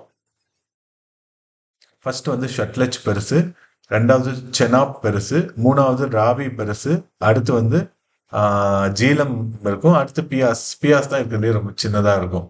இது ரொம்ப முக்கியமானது. சிந்து நதியுடைய கிளைகள் வெரி இம்பார்ட்டன்ட். 50th question. உலக நீர் தினம் அப்படின்றது எப்ப அனுசரிக்கப்படுகிறது? மார்ச் 22. ஜூன் 5 சர்வதேச சுற்றுச்சூழல் தினம், என்விரான்மெண்டல் டே. மார்ச் 21 காடுகள் தினம் அப்படின்னு நம்ம சொல்லியிருப்போம். டிசம்பர் 22 தேசி கணித தினம் அப்படின்றத நம்ம சொல்லியிருப்போம். ஓகே. ஸோ இதெல்லாம் நம்ம 50 கொஸ்டின்ஸ்ல இந்த ஜியோகிராஃபிய பெருசா கவர் பண்ண முடியல. ஒரு சின்ன தூண்டில் தான் இது. இத நீங்க புடிச்சு பெரிய இலைய நீங்க உருவாக்கிட்டீங்க அப்படின்னா, கண்டிப்பா ஜியோகிராஃபில நல்ல மார்க் எடுக்கலாங்க. நன்றிங்க.